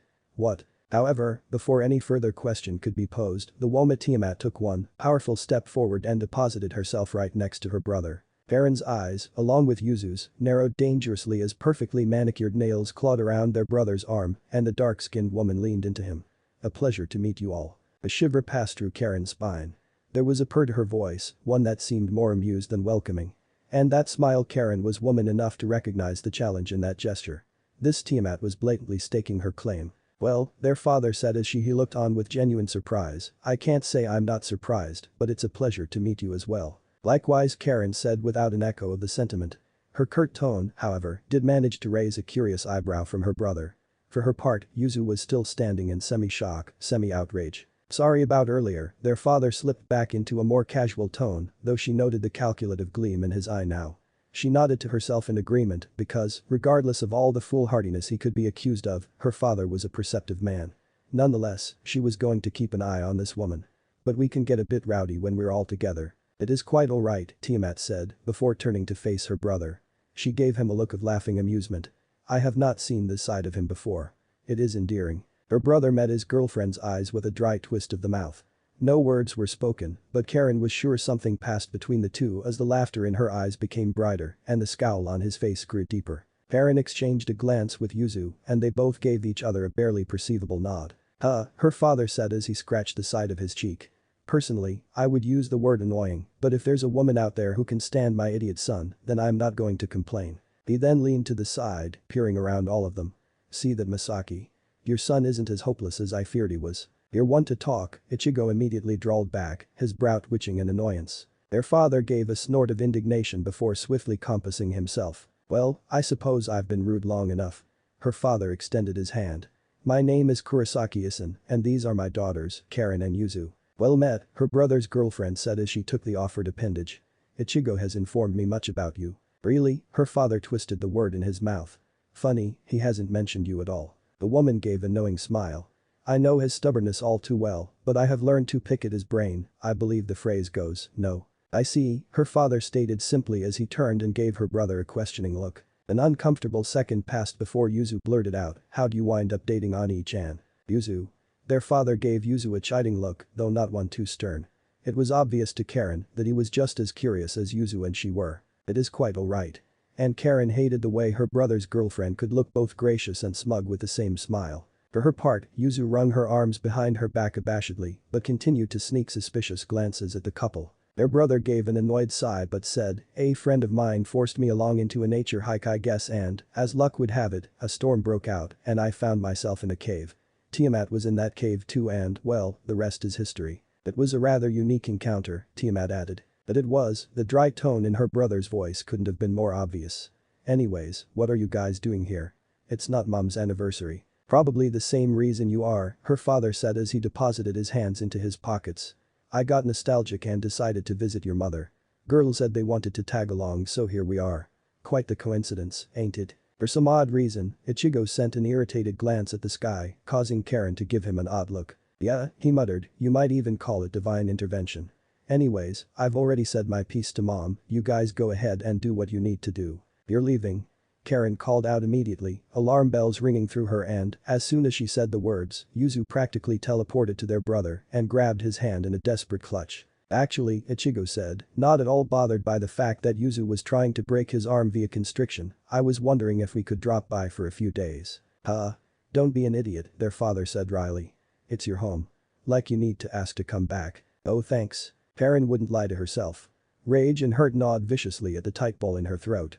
And above all else, she couldn't stop the hot sense of betrayal stinging at her eyes.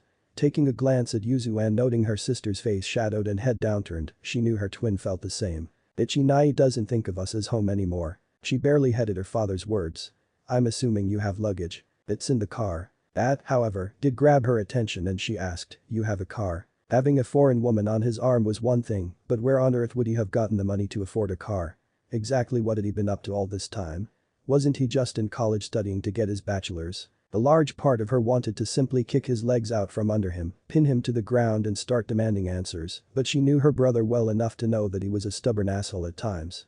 One who had a horrible tendency to dump everything on his shoulder and make himself responsible for it all. Her brother hated having other people worry about him, which was why, by habit, he kept things to himself. Ironically enough, that only made everyone worry even more about him. Ichigo rubbed the back of his neck. Not mine, per se.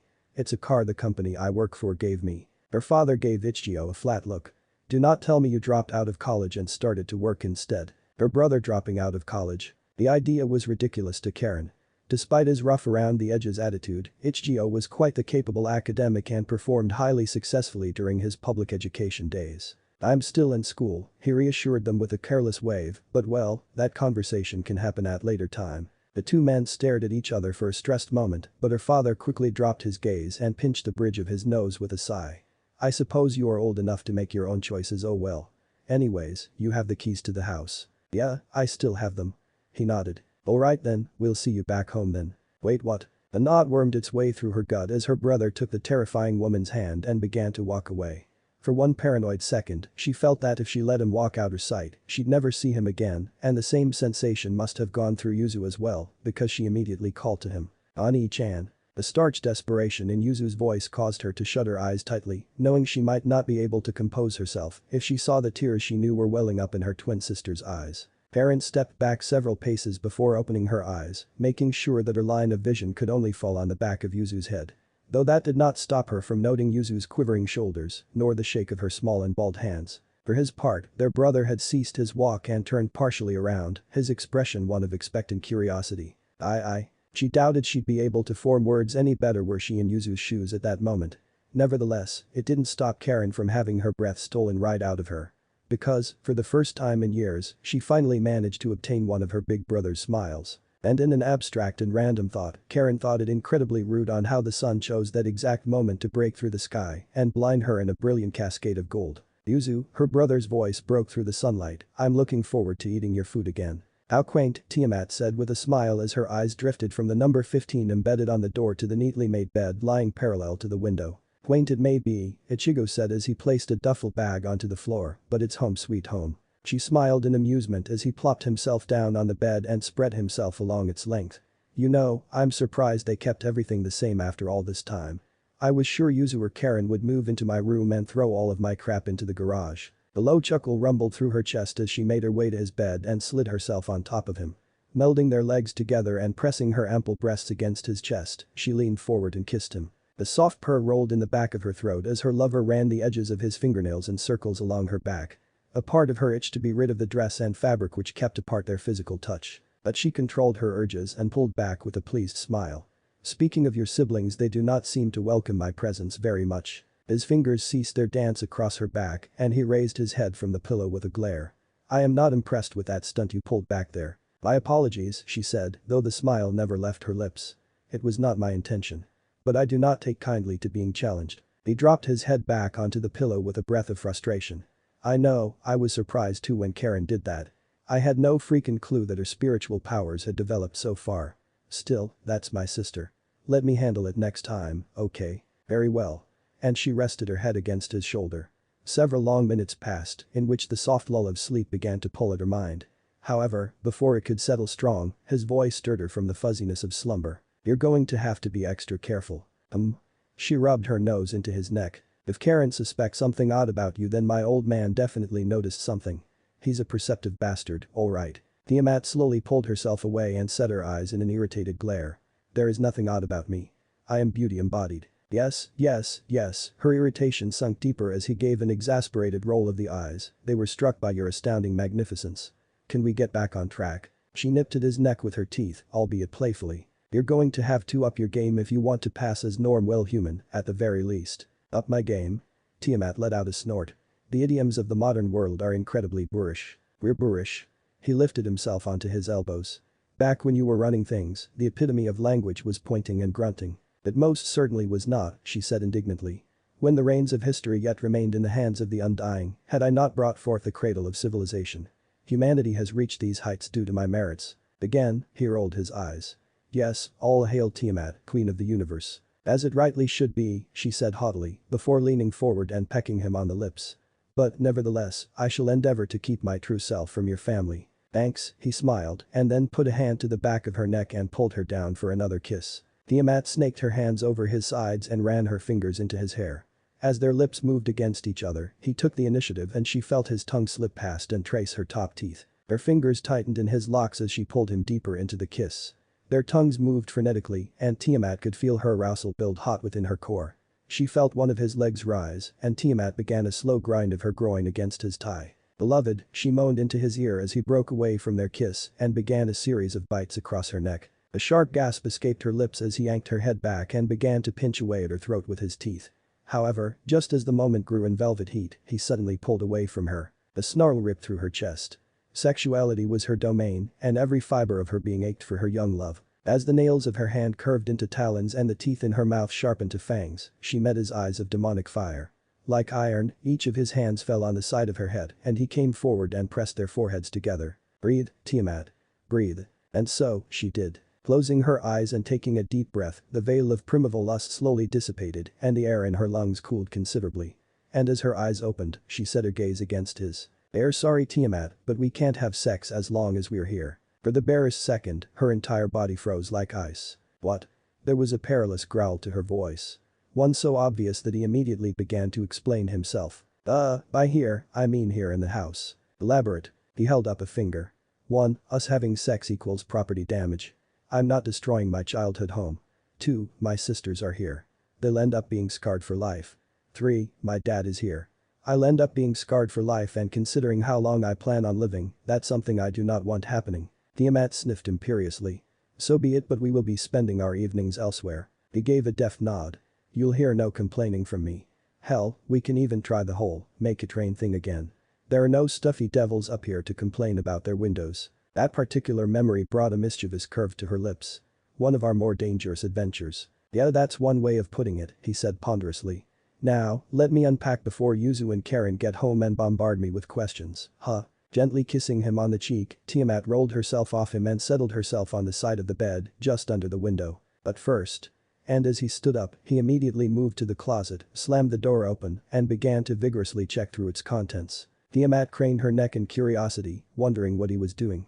After several moments of him making a mess of everything inside, he finally seated himself at his desk and released a sigh of relief. Good, that stupid mod soul isn't here. I don't care how useful it was in the past. I'd chuck it right into the depths of hell if it was still hanging around and peeking. Mod soul. A brief touch of their bond and all the necessary information sifted into her mind and dispelled what confusion had settled in. How curious, she commented as Ichigo turned his gaze on her. An artificial life whose seemingly only purpose is to worship the female form. You've assembled quite the interesting collection of individuals in your past, beloved. Present company excluded, he asked with a raised brow. Naturally, she said, as if it were the most obvious thing in the world. He shook his head with a roguish smile. Naturally. Well, better start unpacking. Tiamat turned her face into the pillow and inhaled a deep breath through her nose. The scent that came to her was entirely that of her lover, despite his 2-year-long absence since last being in this room. However, the interesting thing was that, in spite of it being his scent, it was vastly different from her Ichigo. Oh, it was entirely him, to be sure, but it was a him that lacked the taint of fire and ash. His flavor was one of demonic spice cooled by the salt of the ocean and masked in the fragrance of jasmine. But this scent, it was fresh in youth and entirely mortal and human. It was very pure. A smile drifted to the corners of her lips. From the memories she had picked from him, her love was significantly shy around the opposite sex, masking it in a sense of moral strictness. Had she met him then, she would have devoured such a young and inexperienced fledgling. In more ways than one. Taking in another deep breath and filling her lungs with him, the scent of youth and freshness, of cats and milk, of. Her eyes flew open. Cats. Well, what do we have here? Ichigo's voice immediately drew her attention, and Tiamat quickly sat up, her serpentine eyes honing onto him. He stood peering down into the open duffel bag which he had sat onto his desk. "Do not tell me," she trailed off as he reached into the bag with both hands and pulled out a bundle of silken black fur. "I can't believe you followed me again," he added with more than a hint of surprise. "How did you not suffocate to death in there?" "Oh, if it only were so," Tiamat wished dearly. Meow. The sleek black cat began to purr contentedly as it curled into her lover's arms. The dumb animal had taken into appearing whenever it damn well pleased and at every occasion successfully managed to steal Ichigo's attention in a swift and absolute way. The low rumbling snarl tore from Tiamat's chest as she glared murder at the small creature. "Get rid of it." The cat briefly peeked at her from out of his arms before quickly burying its head in the crook of his elbow. "Tiamat," he said disapprovingly, much to her displeasure, "you're scaring her." "Her?" A hint incredulity creeping into her voice. "You know." "Yes, I know." He quickly cut her off with a heavy frown. "But she hasn't been a problem at all. Have you?" He directed the last part at the cat, who, upon being addressed, turned in his arms and meowed in delight as he began to scratch its belly. The sheer sight of the wretched creature writhing in pleasure under her lover's touch sent Tiamat into a near frenzy. "See," he said with a light smile. "Besides, I have a soft spot for cats. Especially black ones." And just as he finished his words, the accursed cat lifted its head and sent her a look radiating with pure smugness. Tiamat didn't care what he felt. She would get rid of that overgrown rat even if she had to eat the damn thing. Return of the sinful strawberry. Surziches rubbed vigorously at his temples even as he deposited several detailed reports onto an ever-growing pile on his desk. Ajuka's latest invention was proving to be quite the pain. His oldest friend had just released the most advanced form of mass magical transportation that could be made available to the public. Throughout New Lilith, the government would be able to place large arcane crystals that were linked to one another via powerful spatial magic. An operator would theoretically be able to teleport dozens of people from one crystal location to another in a matter of seconds. However, the building of these stations, the scheduling of each mass teleportation out to keep the potent spatial fluctuations from interfering with the various other magics in nearby facilities, and the security and personnel required to operate and maintain these magical marvels were all proving to be debilitating issues. Not to mention the sheer cost of putting such infrastructure into place. Just thinking about it gave him a migraine. Flipping through the documents once more, he let out a tired sigh and slumped back into his large chair as no quick fix solution was made apparent to him. A soft tap of ceramic on wood caught his attention and he lifted his downturned gaze to his wife sitting in the corner. Graphia had set herself up on one of the small tables in his office.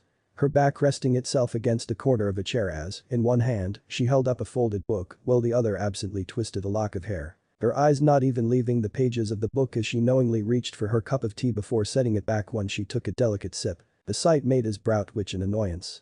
Here he was, racking his brain to find a solution to a public issue which had been hounding him and his team of specialists for days, while his wife simply sat there leisurely on a casual break. However, the knowledge that Graphia worked harder than anyone else in the underworld quickly placated his aggravation. If anyone deserved time to themselves then it was Graphia. As he returned his attention back to his work, she suddenly spoke up. "It's 3:15 now." He didn't bother looking up. "What of it?" "You have a meeting with the managing committee of the up-and-coming Underworld Youth Rating Games in 15 minutes.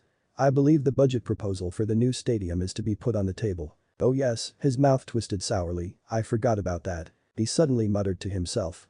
Underworld Youth Rating Games, what a deplorably boring title. For all our capabilities, the nobility of our species is woefully unimaginative. The soft sound of paper on paper went to his ears and he looked up just in time to see Graphia turn a page. However, as he berated himself for getting distracted so easily, his eyes briefly caught the title of the book. Sin and Strawberry. He blinked once before returning his focus to the papers before him with a humored chuckle. The name of the book reminded him of the eventful first encounter he had with Ichigo. He had jokingly suggested that Ichigo's title be The Sinful Strawberry.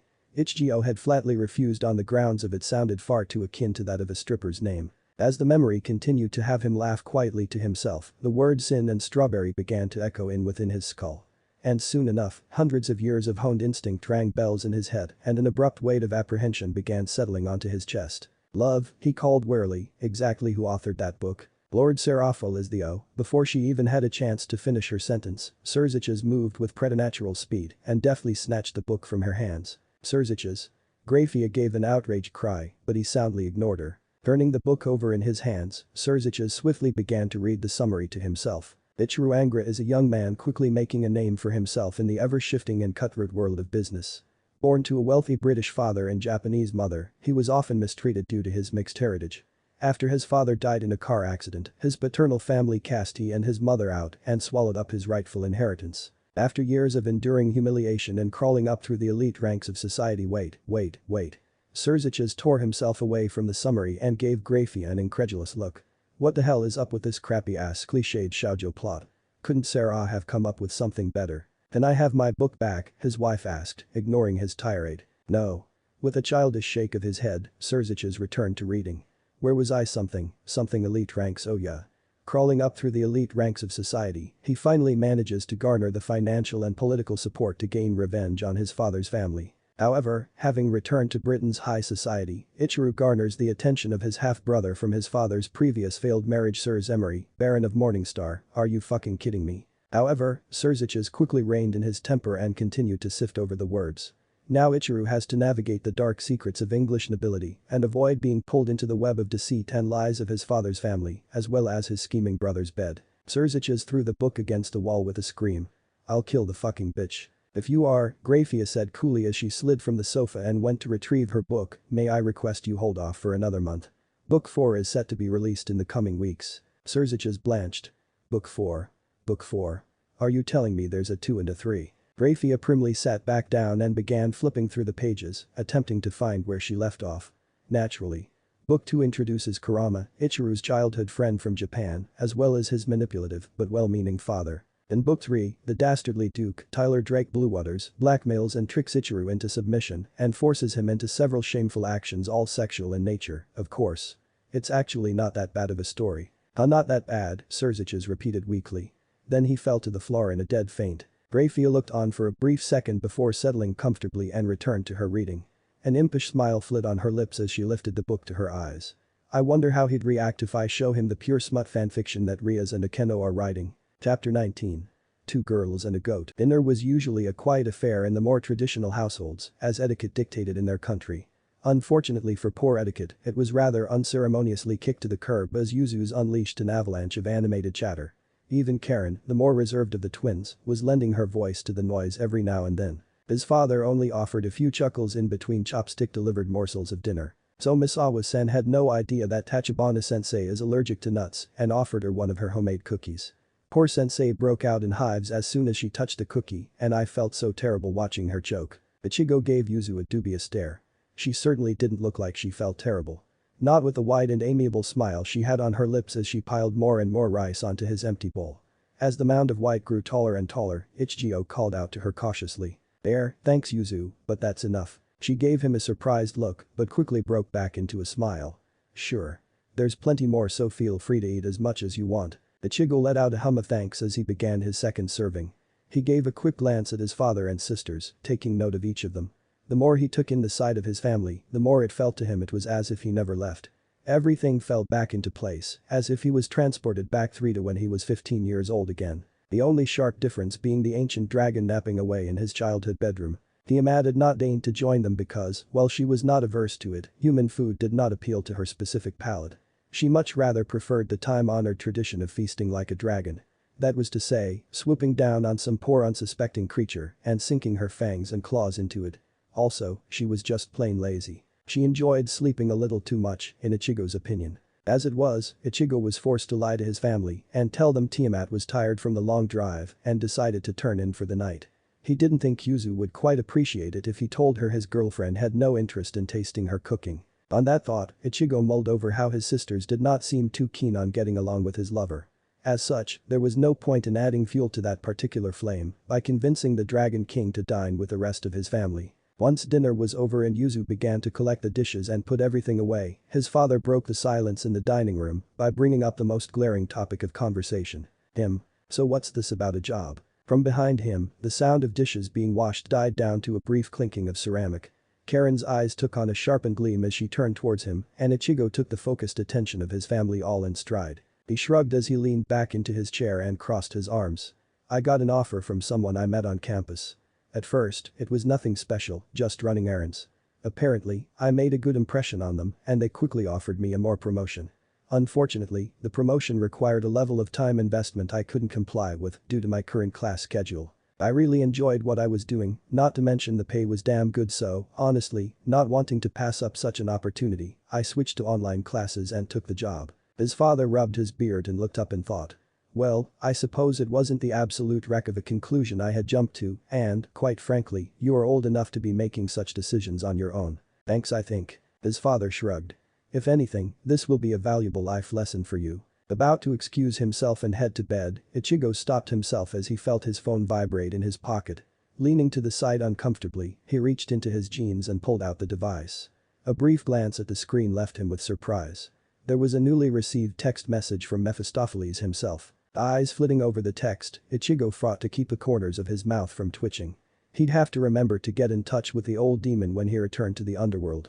Interactions with a legendary figure always proved to be amusing, if anything. Boy, Ichigo. He quickly glanced up at his father who stood out of his seat. I got some new equipment for the clinic that needs to be set up. Help me out, will ya? Ichigo fought the urge to roll his eyes. Real subtle, old man. Shoving his phone back into the pocket of his jeans, Ichigo stood and followed his father to his clinic quarters. Perrin kept her eyes trailed on her brother's back until he turned the corner and disappeared from her sight. Things seemed normal enough, but she couldn't help but feel that things were decidedly different to what they used to be. As she shook her head, wanting to clear her thoughts away and focus on the positive of having her brother back in her life, she left the table and tucked her chair in. However, as she did so, she noted Yuzu staring off at the stairs leading upstairs with a calculative gleam in her eyes. What? Karen asked, already knowing the answer. I don't like her one bit. Perrin snorted.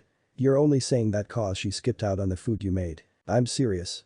Yuzu stomped her foot, which, to Karen, only made her seem more childish. Didn't you see the way she was hanging off on Ichan all clingy? And the way she was smirking at us?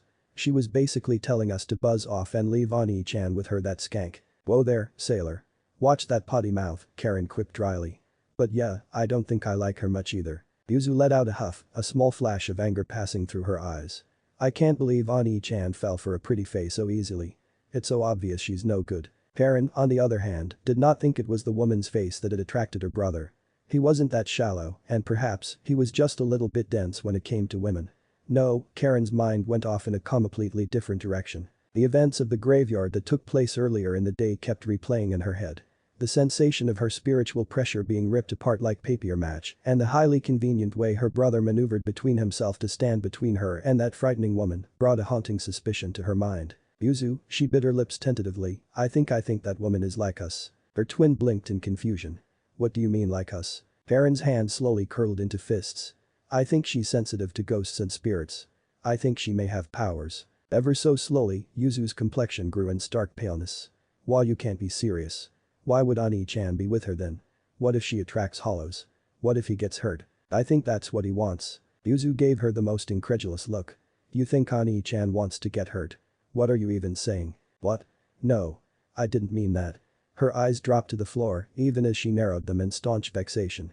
Urahara once told me that humans that are constantly exposed to beings with a high spiritual power have a chance of awakening their own spiritual power.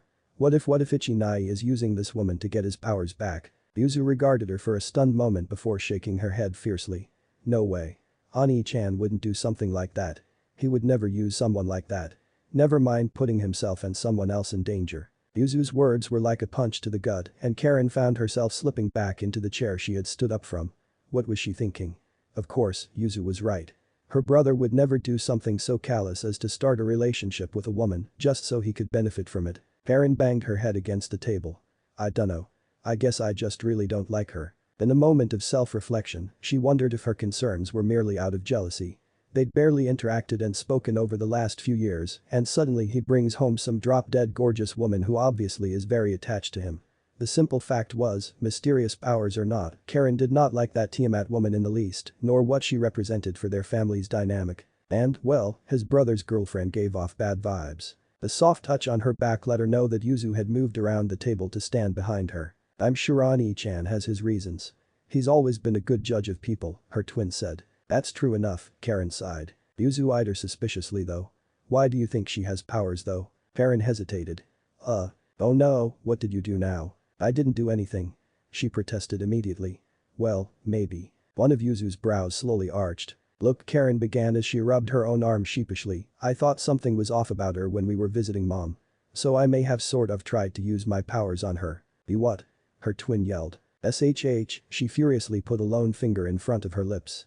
What if Ichinai hears you? What if she hears you? She's right upstairs. What were you thinking? Yuzu angrily whispered. She just felt weird to me. She said defensively. But look Yuzu, that's not it though. When my power touched her, like a second later it was torn apart. Yuzu gave her a hesitant look. Torn apart. Like, I can reach out with my power, kind of feel things around me. We've talked about this before. But as soon as it washed over that woman, it was like something grabbed it and tore it to shreds. And then she just looked at me. That's it. She looked at you? Karen's mind went back to the encounter. To those sapphire blue eyes that felt as if they would swallow her whole and break her down into nothing. Like I was drowning, she whispered. It felt like I was drowning. I couldn't breathe at all, and it felt like I was standing at the bottom of the ocean. Just an endless weight crushing down on me. Yuzu said nothing for several moments, just regarding her. Until finally, she closed her eyes and dropped her head with a sigh. Why can't Ani-kan ever bring home a normal girl? Karen snorted. Her brother had had an odd assortment of women come into his life since his high school years. But truthfully, what worried Karen most was the slim possibility that she was right and that her brother may get his powers back. Because the moment he did, he would start fighting hollows again. And Karen could not bear the thought of her brother back out there getting hurt on their account all over again. Turns out, his old man did have some equipment that needed to be assembled. Briefly taking a glance at the large cardboard box taped up, Ichigo went towards the desk drawers which, if his memory served him correctly, always contained a pair of scissors. As it was, his memory proved to be right. So what is all this? He asked as he went down on one knee and took the scissors to the box. His father crossed his legs as he leaned against the wall and stuffed his hands into his pockets. Well, it's a new ultrasound machine.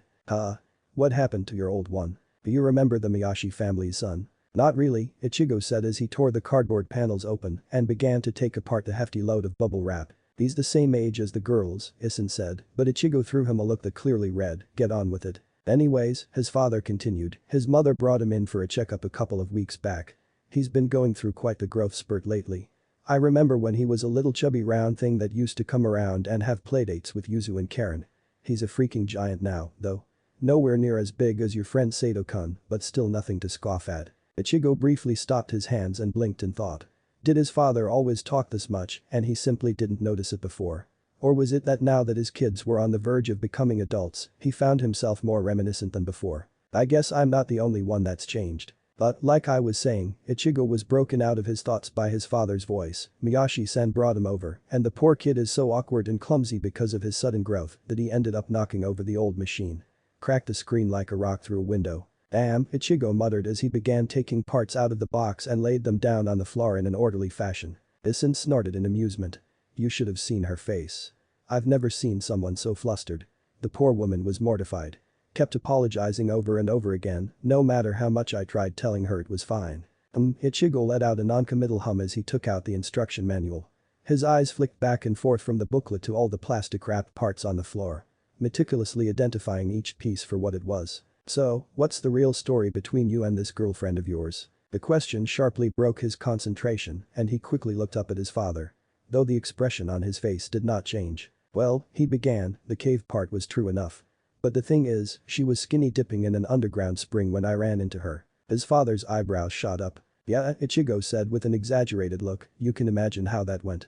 It was one hell of an experience. Well, factoring that in and the way she's got no problem standing so close to you, I'm going to assume you've already. His father gave a suggestive whistle as he trailed off. Not that it's any of your business, he said sourly, but yeah. We've gone all the way. Oh ho. My son's finally become a man. The laughing cheer in his father's voice gave him a lick of annoyance, but he dismissed it quick enough. It was one thing for him to be drawn into his father's foolhardy pace in order to dispel the awkwardness Yuzu and Karen had been radiating in the cemetery, it was another thing to give the old man his kicks for the hell of it. Actually, Ichigo said as he returned his attention to the disassembled machine, there was a girl before her in my freshman year. Well, Isin sent him an appraising look, looks like someone has been enjoying the college life.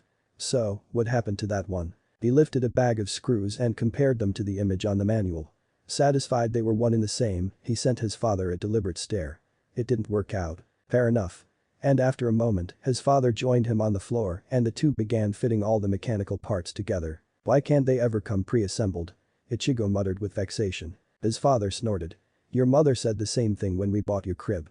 Though truthfully, passing my medical certification exam was easier than putting that damn thing together. You know, Isin said tentatively as he screwed 2 rods into place, I don't really mean to pry, you have your own life, and I respect that you can make your own choices, but how much do you really know about your girlfriend? What do you mean by that?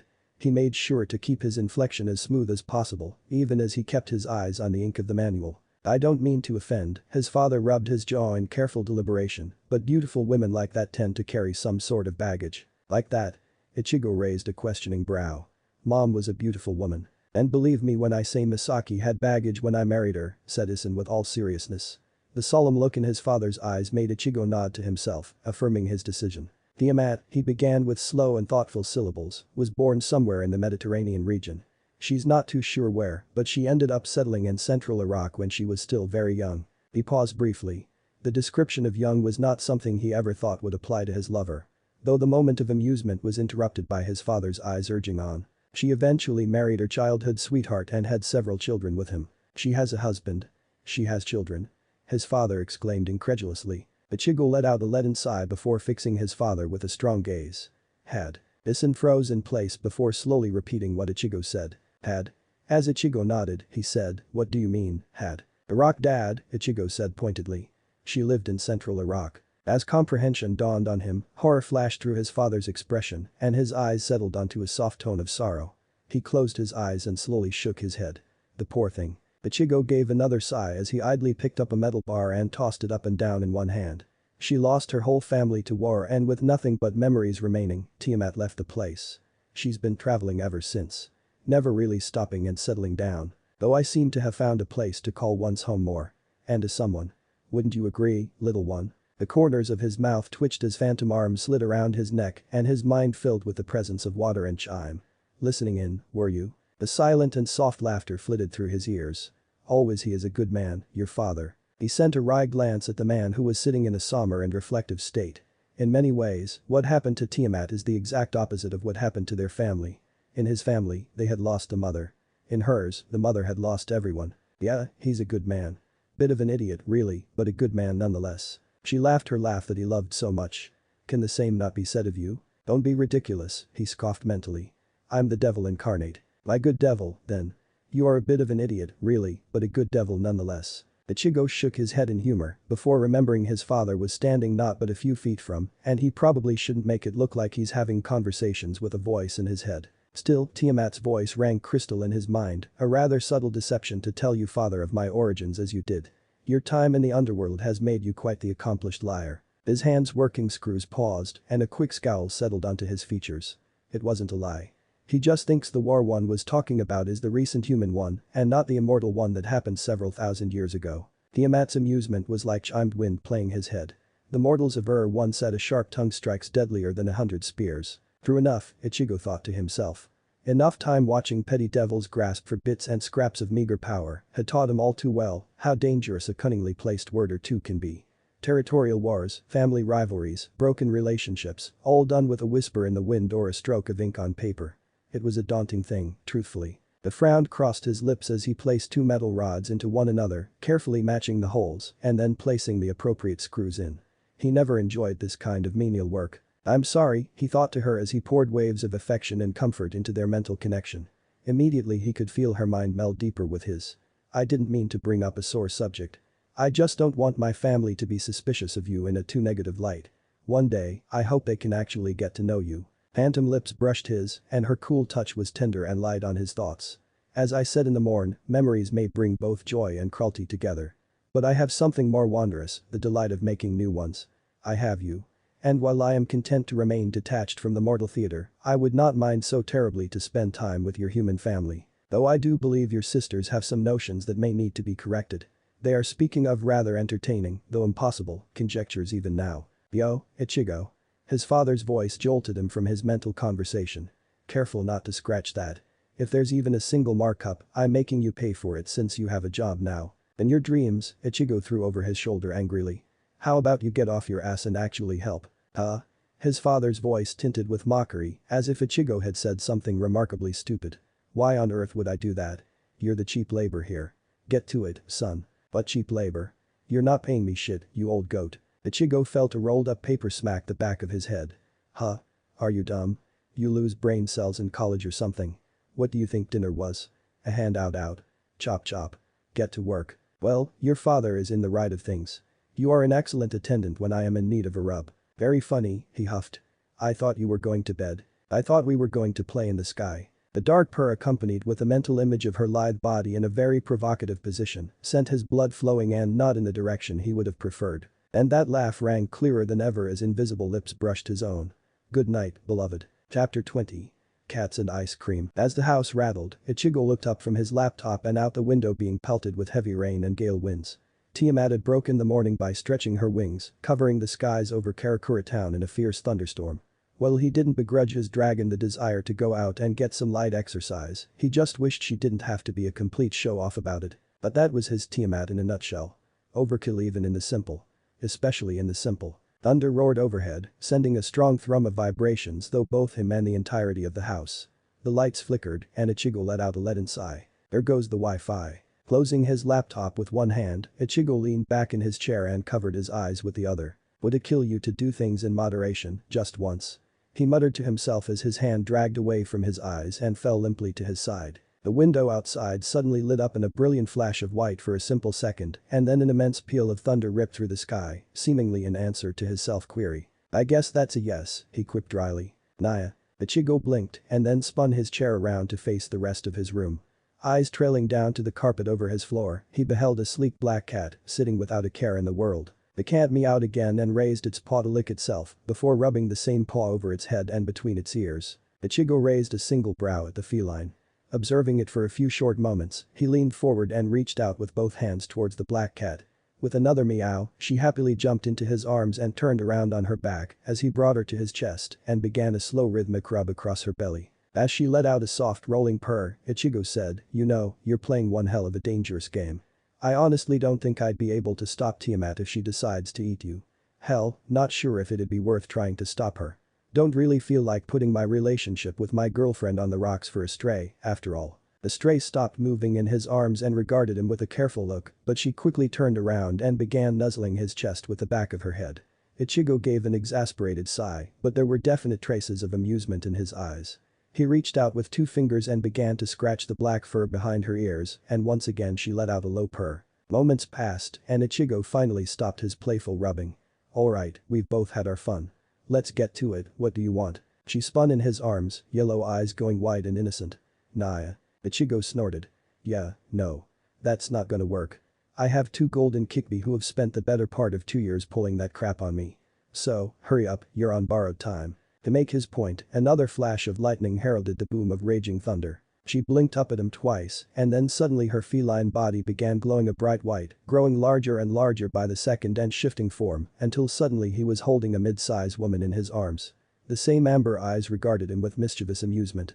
Her sleek black hair was tied in 2 oriental loops, while the rest fell onto her back. Atop her head were 2 twitching cat ears and, most noticeably, was the black and gold kimono that hung off her upper arms, leaving her pale shoulders bare and exposing a great deal of her rather large breasts to the open air. A single well-manicured long nail traced his cheek and along the bottom of his jaw. Nah, hey, they're good looking. Ichigo raised a single eyebrow at the imkai in his lap. Hey yourself. He tightened his arms under her and stood, taking a single long stride towards his bed. Oh my. I'm liking where this is going already, she said with a grin. Don't be, he replied curtly. Ichigo let his arms fall, and with them so too did she, right onto his bed. Oof. As he turned and went back to his chair, from behind him she quipped, Naya, that wasn't very princely. I'm not your typical fairy tale prince. Ichigo crossed his arms and his legs as he gave the woman a flat stare. But then again, you're not the typical cat, are you? The dark-haired cat put both arms behind her and leaned back, pushing out her chest.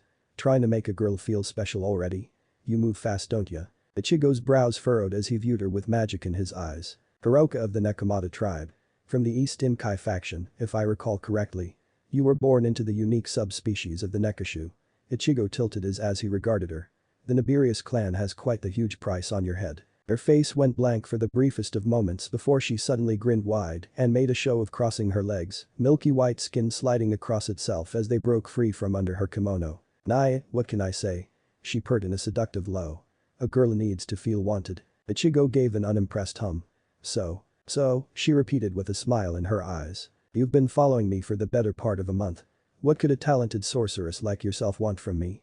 I should tell you if you're looking for a pardon, that ain't happening. She put a finger to her chin and tilted her head up in thought. No, not a pardon. Well, maybe. Depends on your answer, I guess. My answer? Ichigo asked. Naya Satan-sama, can I give birth to your kids? Ichigo froze expressionless for 2 seconds before he responded with all the eloquence he could muster. Huh? He gazed at the Nekashu in shock. Nothing in her face made it seem that she was joking or teasing him, if anything she sounded quite sincere. Which only served to baffle him even more. It's a pretty straightforward thing, she pouted. You and me, baby making sex. Followed by me giving birth to said babies. His mouth parted and Ichigo could feel the corner of one of his eyes twitch. He then pinched the bridge of his nose with one hand and held out the other. Hold on, back up. How do we go from a wanted criminal stalking me to breaking and entering into my childhood home to now propositioning me for sex? She wagged her finger in faux rigidness. Not sex, baby making sex. The part of Ichigo didn't really see the difference within the context of what was being said, though he could appreciate the distinction between the two concepts. The rest of him was telling him to get as far away as possible from this crazy chick. It's like you said, Satan-sama, and Ichigo couldn't help but feel affronted as she completely ignored his stupor and befuddlement in the moment and just carried on while looking at him with a dead serious gaze. I'm a Nekashu, and I'm not sure if you know this, but we are on the verge of extinction.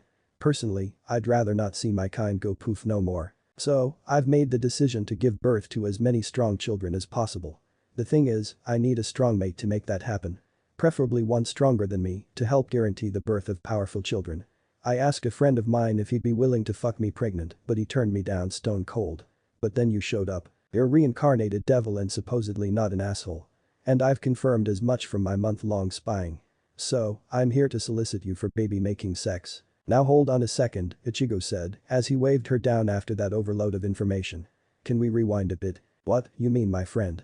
Nah, don't worry, there's nothing between me and him. If anything, he'd be happy for me if I finally got myself a mate. He's oddly sweet like that. The only reason I even asked him is because he's a devil and he's super strong. Still can't believe he turned me down though. At this point I'm convinced he's either gay or asexual. I mean, look at me. To make her point, she cupped her magnificent breasts and moved as if she was about to offer to let him grab them himself. No, no. Stop. Ichigo raised a hand as a deterrent even as he did his best to keep his eyes from her impressive bust. I'm sure your friend is a wonderful person. No, I'm more concerned about the last bit where you solicit me for sex. Why me, specifically? Oh. Her amber eyes lit up and she patted her flat stomach. I'm a reincarnated devil too, Satan-sama. Ergo, I'd like as little cross-species mix matching in here to ensure strong kids. But no pure-blood devil is gonna mate with me, they're too stuffy about bloodlines and whatnot. They're also Slytherin. Kinda makes me wonder if Rowling is secretly a devil too, and that's where she got all her ideas from. Anyways, that's where you come in. You're a reincarnated devil, you're super strong, you're not an asshole, and from what I've seen of the last 24 hours, you're totally a family man. And on top of that, everyone knows you're boning Yasaka Haim, so you've got no problems with Inkai. Even though I'm technically a former one. You're perfect mating material. Ichigo could only stare at the beaming beauty with his mouth slightly agape. He closed his eyes in a silent sigh. Yeah, Yasaka. My wife. As in, I'm married. She shrugged nonchalantly. There's a giant dragon right now throwing lightning and thunder all over the place that you spent most of last night railing into the sky. You should be more subtle in the future. Or not. Nah, I don't kink shame. I'd be down to try it too. But you have to admit, monogamy is overrated in the supernatural. Ichigo looked at her incredulously. What? No. Tiamat and I have powerful bond between us. Wait, why am I even trying to justify this with you? No. The answer is no. I'm not knocking you up. You should take time to consider major life decisions, Nah. She pointed at him angrily. Satan-sama should weigh the pros and cons and then proceed to pin me down. Look. I'm already on your bed and you put me here. What are you even? No, there are no pros here and I can think of plenty of cons. Namely two who would both whip my ass if I brought home another girl. She crossed her arms and looked at him severely. Satan-sama, this is not taking your time. Unless your answer is yes, in which case you should say right away. Ichigo looked at her in disbelief. I don't need to think about it at all. The answer is no. Hell no. I'm happy with my wife and my familiar and the very tenuous ceasefire I've managed between the two. No chance in hell I'm throwing that away. And I can say that because I've literally been to hell. Hiroka leaned her elbows onto her knees and rested both fists against her cheeks, puffing them out in childish protest. Satan-sama cares for his women and respects the opinions of his harem. You are making this most difficult for me. No. Ichigo vehemently denied. I am not making this hard at all. And no. I do not have a harem. She sulked dejectedly. You sure I can't convince you to push me up against the wall and ravage me? No condom, no birth control, no pull-out game, just hot primal fucking, nah. Ichigo gave her a flat state and said dryly, my dragon is the primordial of sexuality. She's had the market cornered on raw primal sex long before either of us were even born. Not to mention the primordial of fertility and motherhood. If she doesn't want to get pregnant, she's not getting pregnant. No pull-out game needed. My girls are bigger than hers, she offered weakly as she cupped her breasts again. And Yusaka's are bigger than yours, Ichigo countered wryly. And, well, she doesn't have any primordial domains, she doesn't mind her husband finishing inside her. And that is way more information on my sex life than ever I planned on giving out. That last bit was said more himself than it was to her. Kuroka narrowed her eyes at him, though Ichigo couldn't really bring himself to care. He had played her game long enough. You are making me very frustrated, Satan-sama, she said petulantly. Hi, Sin of Wrath, nice to meet you. She gave a huff. Ichigo looked out the window and took note of how the sound of thunder was beginning to grow distant. Alright, he said as he stood up out of his chair and crossed his arms. I've indulged you in your nonsense long enough. It's time you indulge me. Oh, I'll indulge you all night long, Satan-sama, nah. Ichigo rolled his eyes in exasperation. Tell me the truth, why are you here? She looked up at him with a curious look. Are we going to have a repeat of the last several minutes of conversation? Would it help change your mind if we did? Stop acting like an idiot and stop treating me like one, he said sternly, as his eyes took on a sharpened gleam. An SS-class stray devil doesn't barge in on a crown prince of hell, while his dragon king lurks nearby for something as simple as fucking. Who sent you, and what do you want? The curious look slowly morphed into a calculative glint in her dark golden eyes. Not a simple thing to me, Satan-sama. Though his arms were still crossed, Ichigo slowly began folding his fingers into tight fists, ready to lash out at a moment's notice. Kuroka noticed and threw up her arms in a placating gesture. I'm peaceful, I'm peaceful. Ichigo did not relax his stance, and the cat Imkai gave a nervous laugh. Say, Satan-sama, she began slowly, never taking her eyes off his clenched hands, how attached are you to the current regime of the devils in the underworld? Ever felt like trying on some new colors? Ichigo's eyebrows went high. A recruitment pitch. Ichigo mulled it over in his head. It wouldn't be from the old Satan faction, they hate him on principle. Nor would it be the East Imkai faction nor the rebellious elements from within Yasaka's court. No one was stupid enough to believe he'd war on his own wife or Amaterasu. It sure as hell wouldn't be the Fallen or the Angels. Which only left. Ah, he gave a deft nod. Cow's Brigade. Kuroka gave him a patronizing clap and a bright smile. Clever men are really attractive. Those are some dangerous friends you're keeping. He noted carefully. Dangerous men can also be attractive, her voice dipped to a seductive low and she leaned forward, giving him a clear view down her cleavage. So, how about it, Satan-sama? Leave all those dusty and old devils behind for something new and exciting. Ichigo shook his head in exasperation. Virtually everything is new and exciting from my perspective, so I'm going to have to give a hard pass on your offer. Like I said, I'm happy with the way things are. Which, by the way, is probably not going to last long if you continue to stay here. You should probably leave now. Nice Satan-sama, so cold. Would you really kick a poor kitten out into the rain? How about you hold me in your arms again and warm a pussy up? Ichigo utterly ignored the blatant innuendos and nodded his chin out the window. If you were actually paying attention to the rain, he said with a flat stare to the outdoors, you'd realize there hasn't been any thunder in the last 5 minutes. Kuroka's ears stood straight in alarm and she jolted around to stare out the window where the torrent rain was now a barely audible patter against the house. That storm's about to clear up, he continued on. And I really wasn't joking when I said I won't stop her from eating you. Kuroka gave a hesitant laugh as she scratched the back of her head. Go ahead, Ichigo said. Scram and get out of here before I have to clean up cat blood off my walls. Satan-sama is really kind. Please be sure to give my offer thorough consideration. Both of them. And even as she gave a suggestive wink at the end, the Nekashu snapped her fingers and opened a portal to which Ichigo theorized probably went to some random bit of wilderness. Ichigo figured she would probably make another portal leading to her actual safe house or hideout once she had assurance she wasn't being followed, nor her magical signature could be traced. Spatial magic, well, a subtle art, always left traces for the magically trained keen eye. Oh, and Kuroka, Ichigo called just before she entered the portal, putting both of his hands in his pockets. I'll be sure that none of this reaches your sister. Nor that it affects her negatively in any way. Kuroka spun around on the spot and looked at him wide-eyed and stunned. He gave a light shrug at her stare. I have little sisters of my own. I understand how it is. She kept staring at him for several moments before her eyes softened and a small, almost sad smile overcame her pale and full lips. Satan-sama is truly a very, very frustrating person. Yes, I am.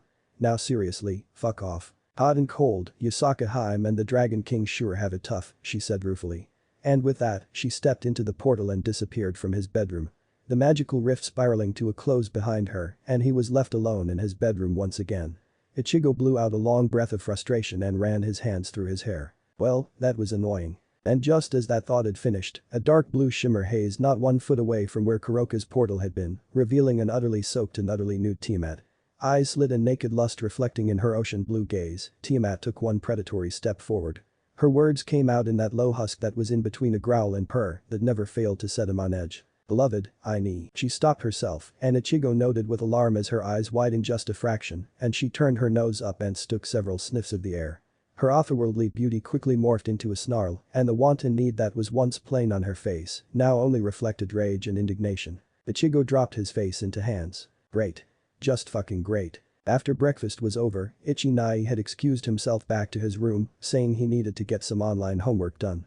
Karen always knew that her older brother was studious, something which most people would not be able to tell at first glance due to his rather blunt and, at times, crass attitude.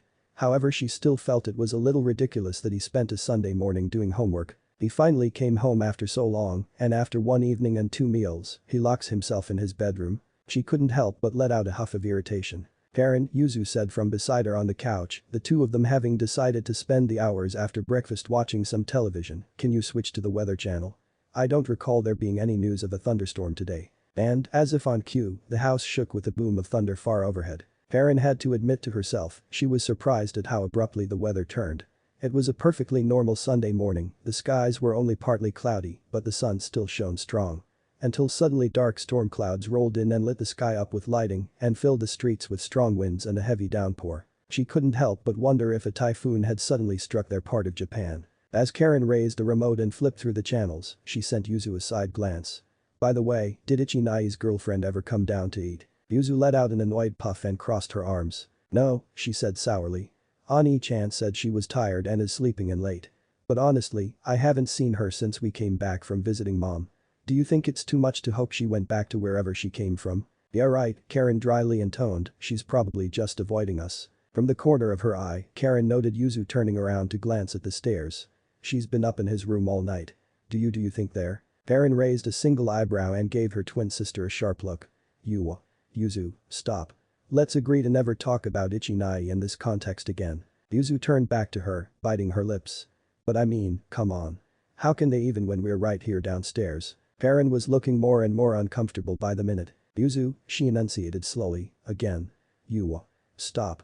I never, and I mean never, want to discuss Ichinai's sex life or even acknowledge the fact he even has one. A sentiment which I can appreciate. They jumped in their seats at the sound of their brother's heavy and dry voice, and both of them turned around to see him coming off the last step of the stairs. Both sisters went a beet red as their brother gave them a flat stare. Ani-chan. Ichinai. Through her embarrassment, Karen noted that her older brother was clad in jeans, a long-sleeved white v-neck, and was holding a black jacket in one hand. Never took you two for the gossiping types, he said wryly.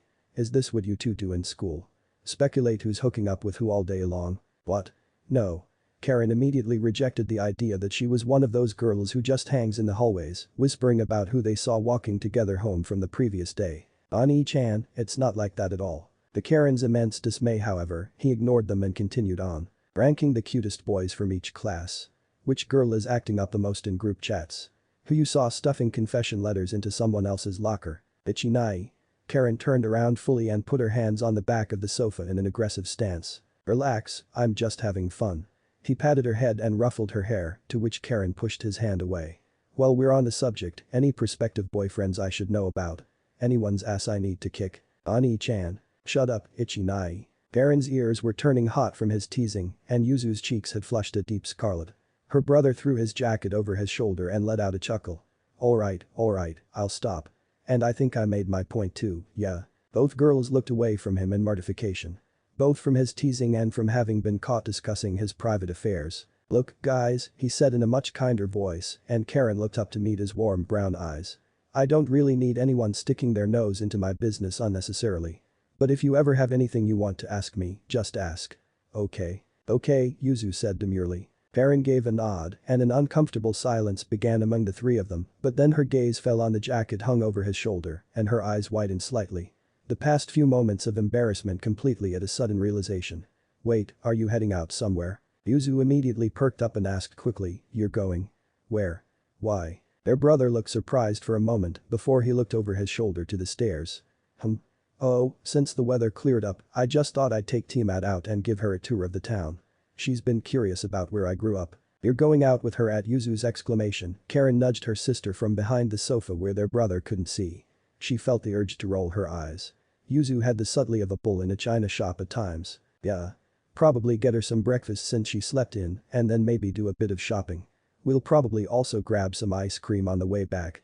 Would you two like for me to get you some too? Ice cream? Karen blinked at the sudden change in topic. Yeah. Sure. There's plenty of food at home, Yuzu offered. There are still leftovers from breakfast. Or I can make something fresh for her. Ichinai shook his head with a slightly amused expression. No, that's okay. Honestly, despite how she looks, that woman can eat a whole cow in one sitting. I'd rather not have the old man go out and replenish a whole week's worth of groceries. Speaking of which, where is he? Must you speak of me with such boorish words? Her mouth parted to answer Ichinai's question, but Karen was cut off by a voice of water and chime.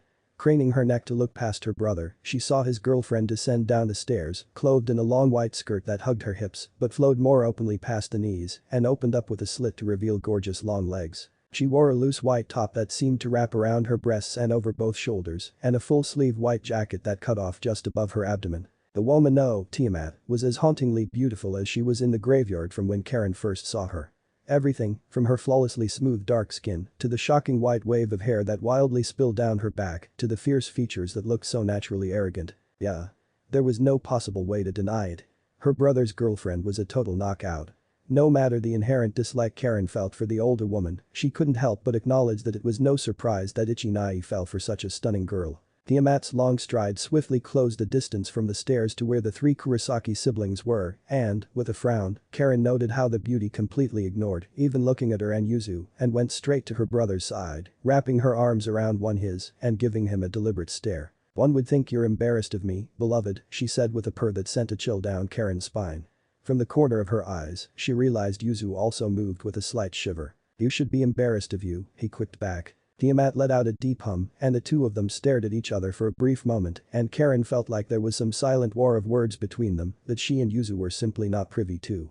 Suddenly, those remarkable ocean blue eyes turned in their direction and looked down on both her and her sister. Greetings, the exotic beauty said simply. Hi, Karen said back, slightly stunned she was being addressed at all. Hi, Yuzu squeaked out. I pray the squall did little to disturb you. Such skies can be jarring for most, she said. Karen blinked. Squall. Jarring skies. She had an odd way of speaking, Karen thought to herself. Nevertheless, there was something pleasing about it to the ears. Almost as if there was some melody to her words, like a rhythmic bounce. No, Yuzu hesitantly answered before Karen could. We've been through more than our fair share of typhoons. It's not unusual for tropical storms to hit the Tokyo area, though the southern prefectures are more frequently hit. Tiamat tilted her head slightly and Karen shuffled a bit closer to her sister in a protective manner as the woman's blue eyes fell upon her twin. Those full lips curved in a small smile. That is good. A well-experienced hand is the most welcome thing when the tempest falls. As for you, she said turning towards her brother with a frown, you should be more gentle with your sisters. It is a brother's place to fill their hearts with security and comfort. Not scare off their potential suitors. Seriously? He stated with an incredulously raised brow. You are the last person in this house who gets to lecture me about being gentle and not scaring people off. While she wasn't sure as to the full context of what Ichinai was saying to his girlfriend, Karen had to agree with him. Tiamat seemed far more intimidating than her brother.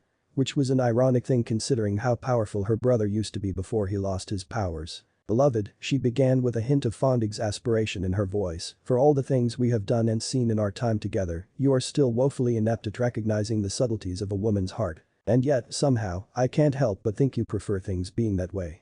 Anyways, you ready to head out? The dark-skinned beauty wrinkled her nose imperiously. Quite. You have promised me an outing and ice cream in return for me turning a blind eye to the furred annoyance. Karen blinked. She was completely lost at this point. Yeah, Ichinai said as he rolled his eyes at her before turning to look at them. So, what flavors should I bring back for you two? Oreo cookie with M&Ms and sprinkles please. Yuzu cheerfully exclaimed. As her brother's eyes fell on her, Karen shrugged.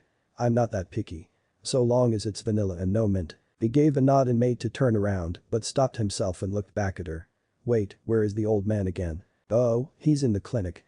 She said, pointing behind him. Ichinai looked surprised at her words. The clinic. On a Sunday. Yuzu nodded from beside her. Yeah, Dad gets bored on the weekends, so we kind of encouraged him to see a few patients to help occupy his time. You know, to divert some of his energies more productively. He takes appointments 10 a.m. to 2 p.m. on Sundays now. He said with an appreciative speck in Hi's eyes. That was pretty smart of you. Wish I thought of that back in the day. Anyways. Ichinai shrugged off Tiamat's hold on him, much to her annoyance, judging by the glare she sent him, and proceeded to put on his jacket. As he slid his arms through the sleeves, fixed it straight from behind and smoothed it out, he turned towards them once more. Need me to pick up anything while I'm out? Perrin looked towards Yuzu, her sister tended to have a better idea of what the household needed to function. Yuzu, for her part, put a finger to her chin and looked up thoughtfully. Not that I can think of, Ani-chan. Just the ice cream please. Sure, he nodded. See you in a bit. And with that, he raised his hand, and Tiamat threaded the fingers of her hands through his, and together they turned around and walked away. Let me know in the comments below if you guys want the next part. Also check out my other video that has been shown and left. Thank you for watching. If you enjoyed this video please like and share this video. And have a fantastic day. Bye.